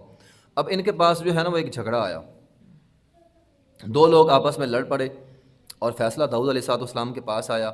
تو ایک بندے کی کھیتی تھی، دوسرے کے پاس بکریاں تھیں، تو بکریوں نے کھیت سارا اجاڑ دیا۔ اب داؤد علیہ السلام کے پاس جب فیصلہ آیا تو داؤد علیہ السلام نے فیصلہ یہ کیا کہ تیرا نقصان کتنا ہوا، کھیت والے کا نقصان کتنا ہوا ہے؟ تو جتنا نقصان ہوا تھا نا اس کا اتنے کا وہ سارا ریوڑ تھا، یعنی جتنی بکریاں تھیں نا، بکریوں نے اتنا ہی نقصان، مثال کے طور پر اگر 5 لاکھ کی فصل تھی تو ساری بکریوں نے اجاڑ دی، تو بکریاں 5 لاکھ کی تھیں۔ تو داؤد علیہ السلام نے بکریاں لیں اور اس کھیت والے کو دے دی اور کہا یہ تیرے نقصان کا ازالہ ہے۔ تو ففہمناہا سلیمان، اللہ تعالیٰ فرماتے ہیں ہم نے سلیمان علیہ السلام کو صحیح فیصلہ سمجھا دیا۔ تو سلیمان علیہ السلام نے داؤد علیہ السلام سے کہا میں ایک فیصلہ میں نہ کروں؟ تو کہا کیوں نہیں، تم فیصلہ کرو۔ تو کہنے لگے فیصلہ یہ ہے کہ یہ بکریاں جو آپ نے کھیت والے کو دی ہیں نا، یہ فیصلہ ٹھیک ہے، لیکن اگلی بات غلط ہے۔ یہ بکریاں ہمیشہ کے لیے کھیت والے کو نہیں دینی، بلکہ بکریاں کھیت والے کے پاس رہن رکھ دینی ہے عارضی طور پر، اور بکریاں جس کی تھیں، جو بکریوں کا مالک تھا، اسے کہنا یہ ہے کہ وہ محنت کرے اور محنت کر کے کھیت کو پہلے جیسا بنا دے، وہ کھیت کو پہلے جیسا بنانے میں محنت کرے، اور یہ کھیت والا ان بکریوں کی حفاظت کرے، ان کا دودھ دھوئے، دودھ کو استعمال کرے، اور جب تک کھیت ہرا بھرا نہیں ہو جاتا تب تک یہ بکریاں اس کے پاس رہیں گی۔ تو پھر ایسا ہی ہوا، داؤد علیہ السلام نے اپنے بیٹے کے فیصلے کو جو ہے پسند فرمایا اور حکم دیا کہ یہ بکریاں تیرے پاس رہن ہے، تو نے دودھ پینا ہے اور اس کا استعمال کرنا ہے، اور تب تک وہ بکریوں کا مالک جو ہے وہ کھیت کی نگرانی کرے گا، بیج لگائے گا اور فصل اگائے گا۔ جب فصل پک جائے گی تو یہ بکریاں تیریاں واپس ہو جائیں گی اور کھیت تجھے تیرا مل جائے گا، اس طرح دونوں کا نقصان جو ہے وہ پورا ہو جائے گا۔ وسخرنا مع داود الجبال یسبحن والطیر، تو یہ داؤد علیہ السلام کا معجزہ ہے کہ پرندے اور پہاڑ ان کے ساتھ مل کر جو ہے وہ زبور کی تلاوت جو ہے وہ کیا کرتے تھے۔ وعلمناہ صنعۃ لبوس لکم لتحصنکم من بأسکم فہل انتم شاکرون، تو یہ سارے ان کے ساتھ مل کر جو ہے وہ پڑھا کرتے تھے۔ تو اللہ تعالیٰ نے داؤد علیہ السلام کو ایک اور معجزہ دیا تھا، وعلمناہ صنعۃ لبوس لکم، وہ ہاتھوں سے زرہ بنا لیتے تھے۔ لڑائی کے لیے زرہ بنانا سب سے پہلے داؤد علیہ السلام کا کام ہے، یعنی لوہے سے اسلحہ بنانا، زرہ ہے، تلوار ہے، یہ داؤد علیہ السلام نے بنایا ہے۔ تو یہ اللہ تعالیٰ نے ان کا معجزہ دیا تھا کہ ان کے ہاتھ کے اوپر لوہا موم ہو جاتا تھا، نرم ہو جاتا تھا، تو اس لیے داؤد علیہ السلام پھر اس سے زرہ وغیرہ اور اس طرح کی دوسری چیزیں جو ہے وہ بناتے تھے ہاتھوں کے ساتھ۔ وسلیمان الریح عاصفۃ تجری بامرہ الی الارض التی، تو سلیمان علیہ السلام کا معجزہ یہ تھا کہ ہوا ان کے لیے مسخر تھی، ہوا کو جو حکم دیتے تھے ہوا فوراً حکم مان لیتی تھی، ان کا تخت اٹھا کے لے جاتی تھی، یہ سارے کام ہواؤں سے وہ کروا لیتے تھے۔ ومن الشیاطین من یغوصون لہ ویعملون عملا دون ذلک وکنا لہم حافظین، شیاطین پر بھی ان کا کنٹرول تھا، جنات پر بھی ان کا کنٹرول تھا، ہر چیز کے اوپر سلیمان علیہ السلام کو اللہ تعالیٰ نے کنٹرول دیا ہوا تھا۔ وایوب اذ نادی ربہ، آگے ایوب علیہ السلام ہے، تو ایوب علیہ السلام بیمار ہوئے، بہت زیادہ بیمار ہوئے۔ ان کے حوالے سے مشہور یہ ہے کہ ان کو بیماری لگ گئی، ان کی بیویاں چھوڑ گئی، سارے چلے گئے، تو یہ سارا جھوٹ ہے، ایسا کچھ نہیں ہوا تھا۔ تو بیماری ضرور لگی تھی، لیکن یہ ایک نبی کی توہین ہے کہ نبی کے بارے میں یہ کہا جائے کہ اس سے نفرت کرتے ہوئے اس کی بیوی چھوڑ گئی، تو یہ انبیاء کی توہین ہے، ایسے جملے جو ہے وہ نہیں بولنے۔ ہاں ان کو بیماری ضرور لگی تھی۔ وایوب اذ نادی ربہ، انہوں نے اس بیماری میں اپنے رب کو پکارا اور کہا انی مسنی الضر، مجھے بیماری لگی ہے، تو رحم کرنے والا ہے۔ سو اللہ تعالیٰ نے دعا قبول فرمائی اور ان کی بیماری میں ان کو شفا دے دی۔ آگے اسماعیل علیہ السلام، ادریس علیہ السلام، ذوالکفل، یہ بھی ایک پیغمبر تھے، ان کے حالات واضح نہیں ہیں، البتہ یہ ایک پیغمبر تھے، شام کے علاقے کے تھے، اور بنی اسرائیل کے جو ہے وہ پیغمبر تھے، یعنی موسیٰ علیہ السلام کے بعد آئے۔ وزنون، زنون سے مراد یہ جو ہے نا وہ یونس علیہ السلام ہے۔ تو جب یہ مچھلی کے پیٹ کے اندر گئے تھے اور پھر وہاں پہ انہوں نے لا الہ الا انت سبحانک انی کنت من الظالمین یہ دعا پڑھی، اور اللہ تعالیٰ نے ان کو وہاں سے بچا لیا۔ زکریا علیہ السلام و زکریا اذ نادى ربہ ربی لا تذرنی فردا وانت خیر الوارثین دعا کی، اللہ تعالیٰ نے بیٹا یحییٰ جو ہے وہ عطا فرمایا۔ یحییٰ علیہ السلام بڑے پاک دامن پیغمبر تھے، ویسے سارے پیغمبر ہی پاک دامن ہیں، لیکن بطور خاص یحییٰ علیہ السلام بڑے حیا دار جو ہے وہ پیغمبر تھے۔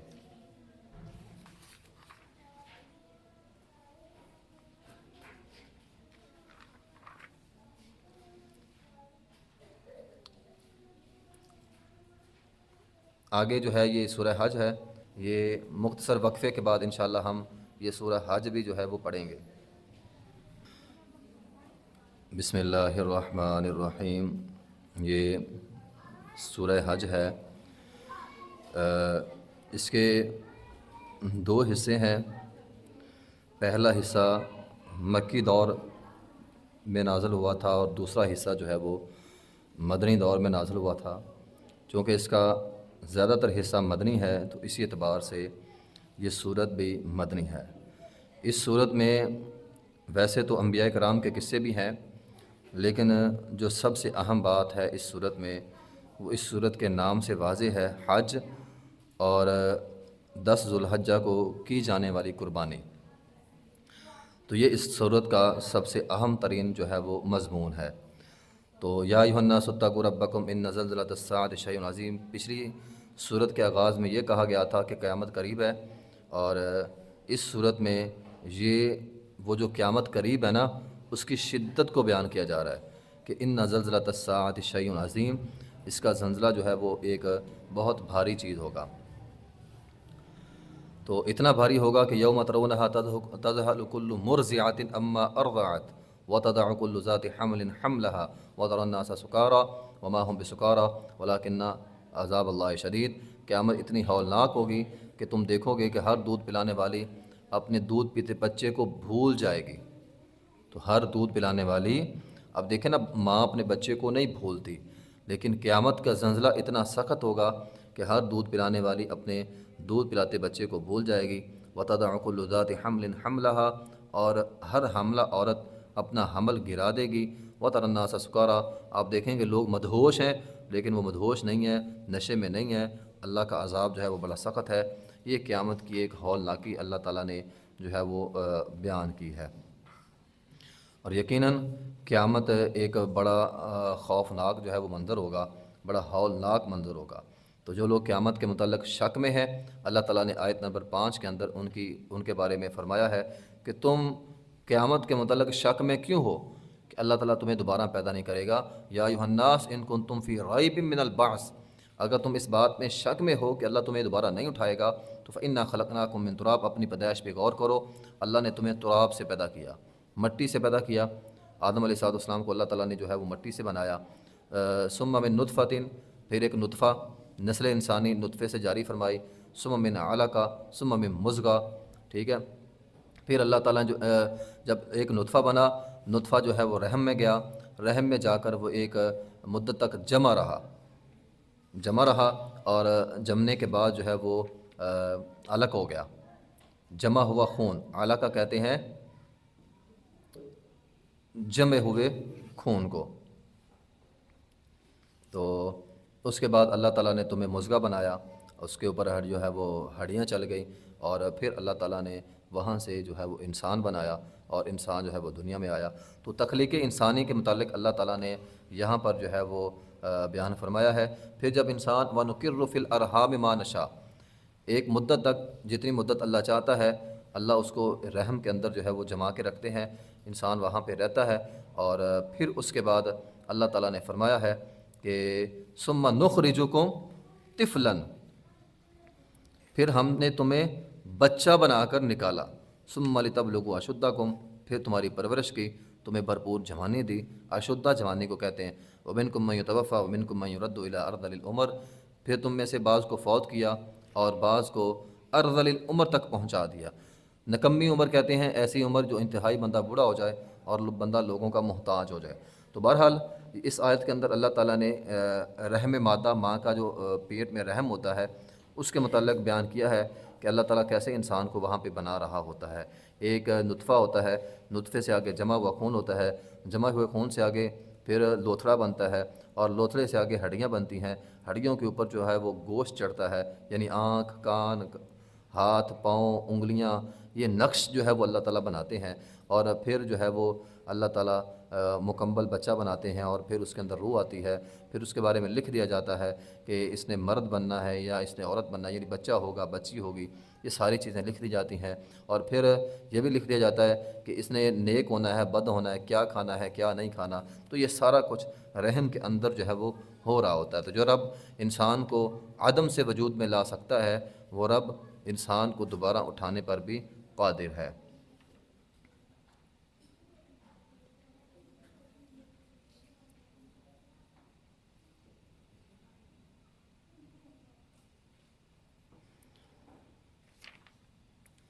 آگے ہے آیت نمبر 18 کے اندر ہے الم تر ان اللہ یسجد لہ من فی السماوات ومن فی الارض والشمس والقمر والنجوم والجبال والشجر والدواب وکثیر من الناس، کائنات کی ہر چیز بھی اللہ کو سجدہ کرتی ہے، سورج، چاند، ستارے، نجوم، سارا کچھ اللہ تعالیٰ کو جو ہے وہ سجدہ کرتے ہیں۔ کوئی بھی چیز ایسی نہیں ہے جو اللہ تعالیٰ کے سجدے کی انکاری ہو سوائے انسان کے۔ انسان سجدے سے انکاری ہوتا ہے، انسان کے علاوہ کوئی بھی جانور، کوئی بھی چیز اللہ تعالیٰ کے سجدے سے انکاری نہیں ہے۔ آگے آیت نمبر 25 کے اندر ہے ان الذین کفروا یصدون عن سبیل اللہ، جو لوگ اللہ کے گھروں میں آنے سے لوگوں کو روکتے ہیں۔ تو یہ ایک بڑا سخت جرم ہے کہ بندہ کسی کو اللہ کے گھر میں جانے سے روکے، تو چاہے وہ حرم ہو، ان کے پاس حرم تھا، وہ لوگوں کو حرم سے روکتے تھے، حرم سے بھی نہیں روکنا چاہیے۔ کسی بھی مسجد میں یہ پابندی نہیں ہونی چاہیے کہ فلاں شخص مسجد میں نہ آئے۔ تو اللہ کے گھر میں آنے والوں کو جو بھی روکتا ہے، ان کے لیے اللہ تعالیٰ کا دردناک جو ہے وہ عذاب ہوتا ہے۔ آیت نمبر 26 کے اندر ہے وَإِذْ بَوَّأْنَا لِإِبْرَاهِيمَ مَكَانَ الْبَيْتِ أَلَّا تُشْرِكْ بِي شَيْئًا وَطَهِّرْ بَيْتِيَ لِلطَّائِفِينَ وَالْقَائِمِينَ وَالرُّكَّعِ السُّجُودِ۔ تو اللہ تعالیٰ نے اب انبیاء کی یہ ذمہ داری لگائی کہ میرے گھر کو صاف کرو۔ وَطَهِّرْ بَيْتِيَ، اللہ کے گھر کی صفائی یہ انبیاء کا کام ہے۔ تو مسجدوں کی صفائی کرنا یہ کوئی آر والا کام نہیں ہے یا کوئی معمولی کام نہیں ہے، یہ اتنا عظیم کام ہے کہ اللہ اپنے اس نبی کی جو جد الانبیاء ہے، ٹھیک ہے، تو انبیاء کا دادا اس کو کہا جاتا ہے ابراہیم علیہ السلام کو، تو اتنا عظیم پیغمبر، اللہ اس کا حکم، اس کی ڈیوٹی کیا لگا رہے ہیں، وطہر بیتی، میرے گھر کو صاف کرو، للطائفین، مسجد میں آنے والوں کے لیے مسجد کو صاف کرنے کی ذمہ داری ہے۔ تو للطائفین، طواف کرنے والوں کے لیے، والقائمین، کھڑے ہونے والوں کے لیے، والرکوع سجود، رکوع اور سجدہ کرنے والوں کے لیے اس گھر کو صاف کرو۔ تو مسجدوں کی صفائی بہت عظیم عمل ہے۔ نبی علیہ السلام کے زمانے میں ایک خاتون مسجد کی صفائی کرتی تھی، وہ فوت ہو گئی، صحابہ کرام نے دفنا دی جنازہ پڑھ کے۔ بعد میں آپ علیہ السلام نے پوچھا وہ عورت کہاں ہے؟ لوگوں نے بتایا وہ تو فوت ہو گئی تھی، ہم نے تو جنازہ پڑھ کے دفنا دیا۔ آپ نے فرمایا تم نے مجھے کیوں نہیں بتایا؟ وہ عظیم عورت تھی۔ پھر آپ اس کے قبر پہ گئے اور جا کر آپ نے دعا کی اس کے لیے۔ تو بات یہ ہے کہ مسجدوں کی صفائی یہ بہت عظیم عمل ہے، اور یہ چھوٹا کام نہیں ہے، بہت بڑی نیکی کا کام ہے۔ وَأَذِّن فِي النَّاسِ بِالْحَجِّ يَأْتُوكَ رِجَالًا وَعَلَىٰ كُلِّ ضَامِرٍ، تو لوگوں کو حج کی طرف جو ہے وہ بلائیں، لوگ حج کی طرف آئیں۔ یہ اعلان عام کر دو کہ تمام لوگ جو ہیں وہ حج کی طرف آئیں، دور دراز سے آئیں، ٹھیک ہے، جو پیدل آ سکتے ہیں وہ پیدل آئیں، جو پیدل نہیں آ سکتے تو وَعَلَىٰ كُلِّ ضَامِرٍ وَعَلَىٰ كُلِّ ضَامِرٍ يَأْتِينَ مِن كُلِّ فَجٍّ عَمِيقٍ، جو نہیں آ سکتے وہ سوار ہو کر آئیں، لیکن آئیں ضرور، تو حج کے اوپر ضرور آئیں۔ تو اس میں پیدل چلنے والوں کا بھی ہے، لیکن یہ ان لوگوں کے لیے ہے جو قریب قریب ہیں، جو قریب قریب ہیں وہ پیدل آ سکتے ہیں۔ لیکن کوئی یہاں سے اب یہ کہے کہ میں یہاں پہ پیدل جا کر حج کرنے جا رہا ہوں تو یہ غلط ہوگا۔ نبی علیہ السلام نے ایک بندہ جو تھا اس نے احرام باندھا ہوا تھا اور اپنے بچوں کے کندھوں کے سہارے وہ چل رہا تھا۔ نبی علیہ السلام نے فرمایا اس کو کیا ہو گیا ہے؟ تو لوگوں نے کہا جی اس نے نظر مانی ہے، اس نے پیدل حج کرنا ہے۔ آپ علیہ السلام نے منع فرما دیا، فرمایا اپنی نظر کو ختم کرے اور سوار ہو کر جائے۔ تو دور دراز سے پیدل چل کر نہیں جایا جا سکتا، اس کو آپ علیہ الصلوۃ والسلام نے پسند نہیں فرمایا۔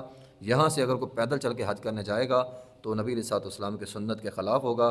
تو پیدل چلنا یعنی قریب قریب لوگ پیدل چلے جائیں، اور جو دور کے لوگ ہیں وہ سوار ہو کر بیت اللہ کا حج کریں۔ لیشہدوا منافع لہم ویذکروا اسم اللہ فی ایام معلومات، تو حج کے دن جو ہے وہ معلوم ہے، تو معلوم دنوں کے اندر جو ہے وہ اللہ کا ذکر کریں۔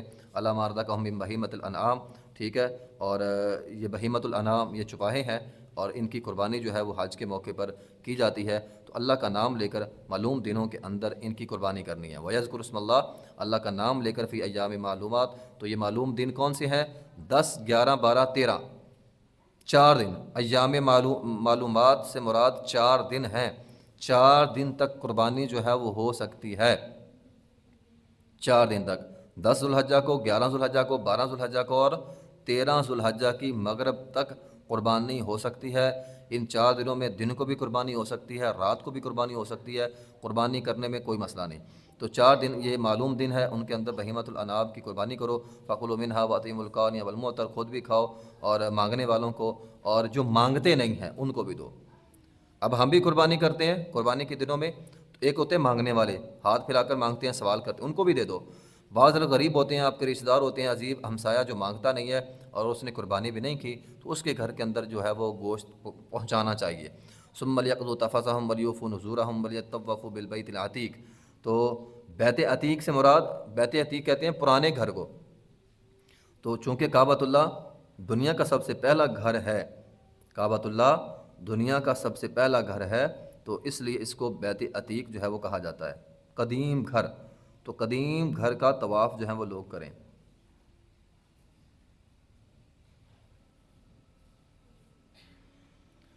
بہرحال کعبۃ اللہ ہے، اللہ تعالیٰ نے اس کو بنایا ہے، لیکن کل قیامت کے دن قرب قیامت نبی علیہ الصلوۃ والسلام کی حدیث کے مطابق اس کو بھی گرا دیا جائے گا۔ تو یہ اللہ تعالیٰ کا قدیم گھر بھی قیامت سے پہلے ایک دفعہ گرا دیا جائے گا۔ ہاں، نبی علیہ الصلوۃ والسلام کے زمانے سے قبل ابرا کا افرایا تھا اس کو گرانے کے لیے، تو اس کو وہ گرا نہیں سکا، لیکن قیامت سے قبل کعبۃ اللہ کو بھی ختم کر دیا جائے گا، اور یہ قیامت کی نشانی ہوگی۔ بہرحال چونکہ یہاں حج اور قربانی کے متعلق احکامات ہیں، تو ہم مختصر سے وقت میں قربانی کے احکامات اور حج کے متعلق احکامات جو ہیں وہ پڑھ لیتے ہیں۔ قربانی کے متعلق تو نبی علیہ الصلوۃ والسلام نے فرمایا ہر صاحب استطاعت پر قربانی فرض ہے۔ نبی علیہ الصلوۃ والسلام 10 سال مدینہ میں رہے، اور آپ علیہ الصلوۃ والسلام نے ہر سال قربانی کی، اور آپ علیہ الصلوۃ والسلام نے فرمایا جس کے پاس طاقت ہو وہ قربانی نہ کرے تو وہ ہماری عیدگاہ میں نہ آئے۔ یہ گویا ایک تنبیہ ہے، بڑی سخت تنبیہ ہے، کہ جس کے پاس قربانی کی طاقت ہے وہ قربانی نہیں کرتا، فرمایا وہ ہمارے مسلمانوں کے مجمع سے، گروپ سے الگ ہو جائے، ٹھیک ہے۔ اس لیے قربانی یہ تقریباً فرض ہے اس اعتبار سے۔ ہاں، جس کے پاس پیسے نہیں ہیں، غریب ہے، چلو وہ نہ کرے، لیکن جس کے پاس پیسے ہیں اسے قربانی جو ہے وہ ضرور کرنی چاہیے۔ تو نبی علیہ الصلوۃ والسلام جو ہے وہ قربانی ہر سال کرتے تھے، اور آپ عموماً مینڈے وغیرہ جو ہے وہ کرتے تھے۔ ایک حدیث میں نبی علیہ الصلوۃ والسلام نے 2 مینڈے کیے، اور اپنا پاؤں ان کی گردن پہ رکھ کے آپ نے چھری چلائی اور بسم اللہ اللہ اکبر پڑھا۔ تو یہ ایک تو قربانی کی، اور دوسرا قربانی کرنے کا طریقہ پتہ چل گیا۔ قربانی کیسے کرنی ہے؟ جانور کو نیچے لٹانا ہے، اس کی گردن پہ پاؤں رکھ سکتے ہیں، اور اس کے گلے پر بسم اللہ اللہ اکبر پڑھ کر جو ہے وہ چھری چلانی ہے۔ نبی علیہ الصلوۃ والسلام نے ایک دفعہ گائے قربان کی، اور نبی علیہ الصلوۃ والسلام تو کسی نے پوچھا یہ گائے کہاں سے آئی؟ تو امی عائشہ رضی اللہ عنہا فرماتی ہیں یہ نبی علیہ الصلوۃ والسلام نے اپنی بیویوں کی طرف سے قربانی کی۔ تو اگر کسی کے پاس طاقت زیادہ ہے تو ویسے تو ایک قربانی پورے گھر والوں کی طرف سے کافی ہوتی ہے، لیکن اگر کسی کے پاس طاقت زیادہ ہے وہ ایک قربانی اپنی طرف سے کر سکتا ہے، ایک بیوی کی طرف سے کر سکتا ہے، ایک بچوں کی طرف سے کر سکتا ہے، لیکن زندہ افراد کی طرف سے، میت کی طرف سے قربانی نہیں ہوتی، میت کی طرف سے قربانی نہیں ہوتی۔ وہ جو حدیث ہے نا کہ نبی علیہ الصلوۃ والسلام نے قربانی کی اور دعا کی اللہ میری طرف سے قبول فرما، میری امت کی طرف سے قبول فرما، اس حدیث سے لوگ دلیل لیتے ہیں کہ آپ علیہ الصلوۃ والسلام نے فرمایا میری امت کی طرف سے قبول فرما، تو امت میں وہ لوگ بھی آ جاتے ہیں جو دنیا میں نہیں ہے۔ تو یہ غور کریں، یہ دعا قبولیت کی ہے، اے اللہ میری طرف سے قبول فرما، اور میری طرف سے اور ان لوگوں کی طرف سے جنہوں نے میری امت میں سے قربانی کی ہے ان کی قربانی قبول فرما۔ تو یہ قبولیت کی دعا تھی، نہ کہ آپ نے پوری امت کو اس قربانی کے اندر شامل کیا۔ تو یہ جو لوگ قربانی کرتے ہیں نا، یہ میری قربانی ہے اور میرا باپ فوت ہو گیا تھا اور ایک قربانی باپ کی طرف سے ہے، اب اماں فوت ہو گئی ہے تو ایک قربانی اماں کی طرف سے بھی ہے، تو یہ آپ پھر کس کس کی طرف سے قربانی کریں گے؟ تو پھر تو ایک ماں بھی ہوگی، باپ بھی ہو گیا، پھر تو صحابہ کرام کی طرف سے بھی قربانی جو ہے وہ ہونی چاہیے، ٹھیک ہے نا؟ ایک قربانی ابوبکر صدیق کے نام کی کر دیں، ایک عمر کے نام کی کر دیں، تو یہ طریقہ صحابہ کرام سے ثابت نہیں ہے، نہ نبی علیہ الصلوۃ والسلام سے ثابت ہے۔ نبی علیہ الصلوۃ والسلام کی زوجہ حضرت خدیجہ رضی اللہ تعالیٰ عنہ وفات پا گئی تھی۔ امی عائشہ رضی اللہ تعالیٰ فرماتی ہیں کہ آپ علیہ الصلوۃ والسلام حضرت خدیجہ کو اتنا یاد رکھتے تھے کہ آپ کے پاس کوئی تحفہ آتا تھا نا تو آپ کہتے تھے یہ خدیجہ کی سہیلیوں کو دے آؤ، آپ اتنا پیار رکھتے تھے حضرت خدیجہ کے ساتھ، لیکن کبھی بھی زندگی میں آپ نے ان کی طرف سے قربانی نہیں کی۔ پھر آپ کے چچا حضرت حمزہ شہید ہوئے، آپ کو بڑا پیار تھا، آپ نے ان کی طرف سے بھی کبھی قربانی نہیں کی۔ تو جو لوگ فوت ہو جائیں ان کی طرف سے قربانی نہیں ہوتی۔ ہاں، جب اولاد کوئی بھی اچھا کام کرتی ہے تو ہر اچھے کام کا ثواب جو ہے وہ والدین کو مل جاتا ہے اگر وہ اس دنیا سے چلے جائیں۔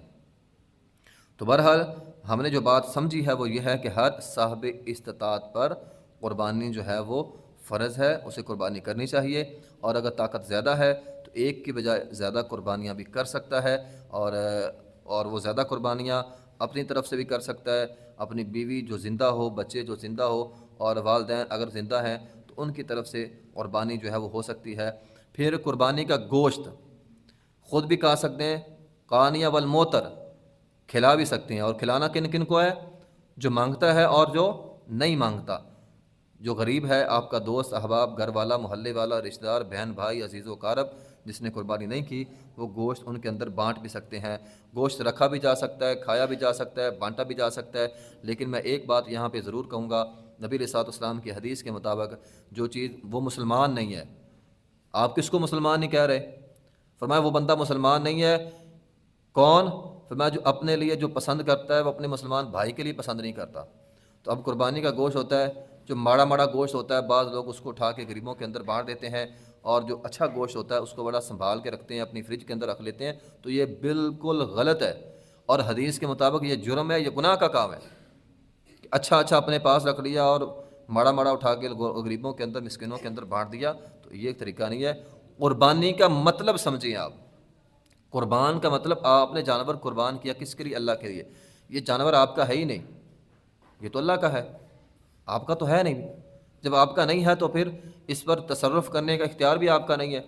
یہ تو اللہ تعالیٰ کی طرف سے مہربانی ہوئی کہ اللہ تعالیٰ نے ہمیں کہہ دیا کہ خود بھی کھا لو، یتیموں مسکینوں کو کھلا دو، تو سارا اکٹھا کریں، اکٹھا کر کے اس میں سے اپنے لیے بھی رکھ لیں مکس کر کے، اور یتیموں مسکینوں کو بھی اس میں سے جو ہے وہ دے دیں۔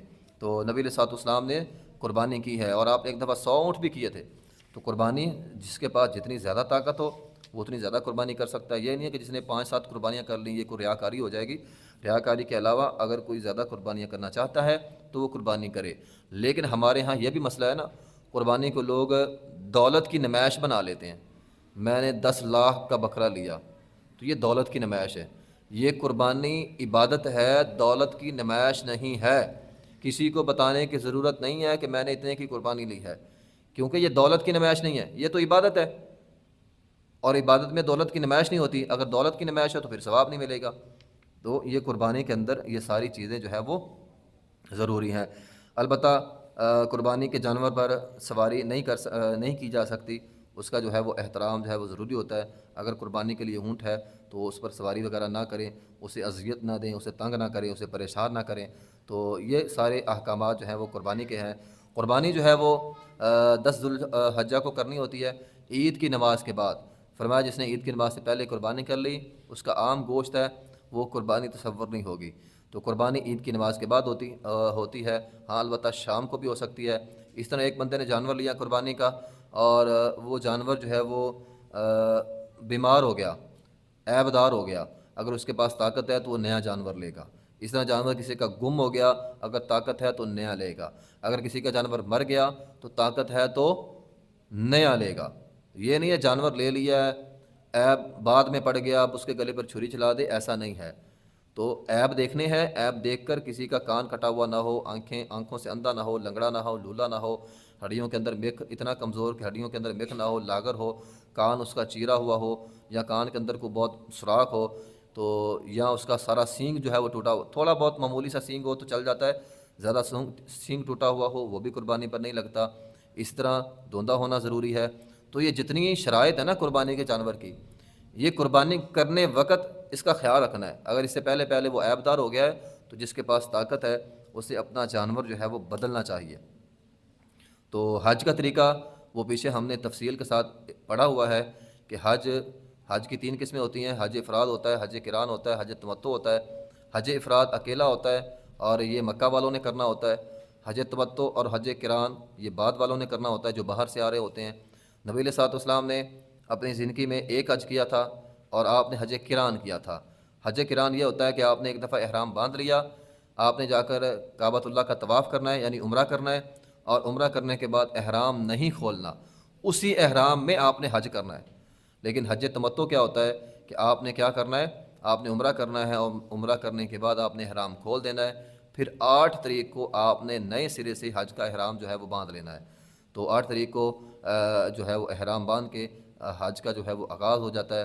تو حج کا آغاز مزدلفہ سے ہوتا ہے، وہاں سے آپ نے طواف کر کے مزدلفہ جانا ہے، 5 نمازیں وہاں پہ پڑھنی ہے اور مینا کے میدان میں، پھر رات جو ہے وہ مزدلفہ میں چلے جانا ہے، ٹھیک ہے، اور مزدلفہ جا کے مغرب عشاء کی نماز پڑھنی ہے، سو جانا ہے، پھر اگلے دن عرفات کے میدان میں جانا ہے اور تسبیحات پڑھنی ہے، پھر اگلے دن جو ہے وہ مینا میں چلے جانا ہے۔ تو یہ 3 دن جو ہے وہ حج کے ہوتے ہیں۔ یہ پیچھے ہم نے تفصیل کے ساتھ اس کی تفصیل جو ہے وہ پڑھی ہے۔ تو عمرہ ہے، حج ہے، اور حج کے اندر جو ہے وہ قربانی ہے۔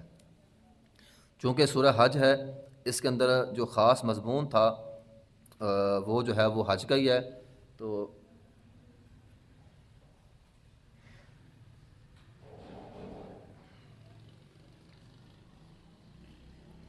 تو یہ سورہ حج ہے، تو اس میں جو خاص طریقہ ہے وہ ہم نے پڑھ لیا ہے۔ اس کے علاوہ اس صورت کے اندر جو ہے وہ باقی عام مسائل ہی ہیں، چونکہ یہ صورت مدنی ہے اور مکی بھی ہے، تو انبیاء کرام کے قصے ہیں، تو پیچھے ہم نے ان کی تفصیل جو ہے وہ پڑھی ہے۔ کل سے انشاءاللہ تعالی ہم 18ویں پارے کا جو ہے وہ آغاز کریں گے۔ وآخر دعوانا الحمدللہ رب العالمین۔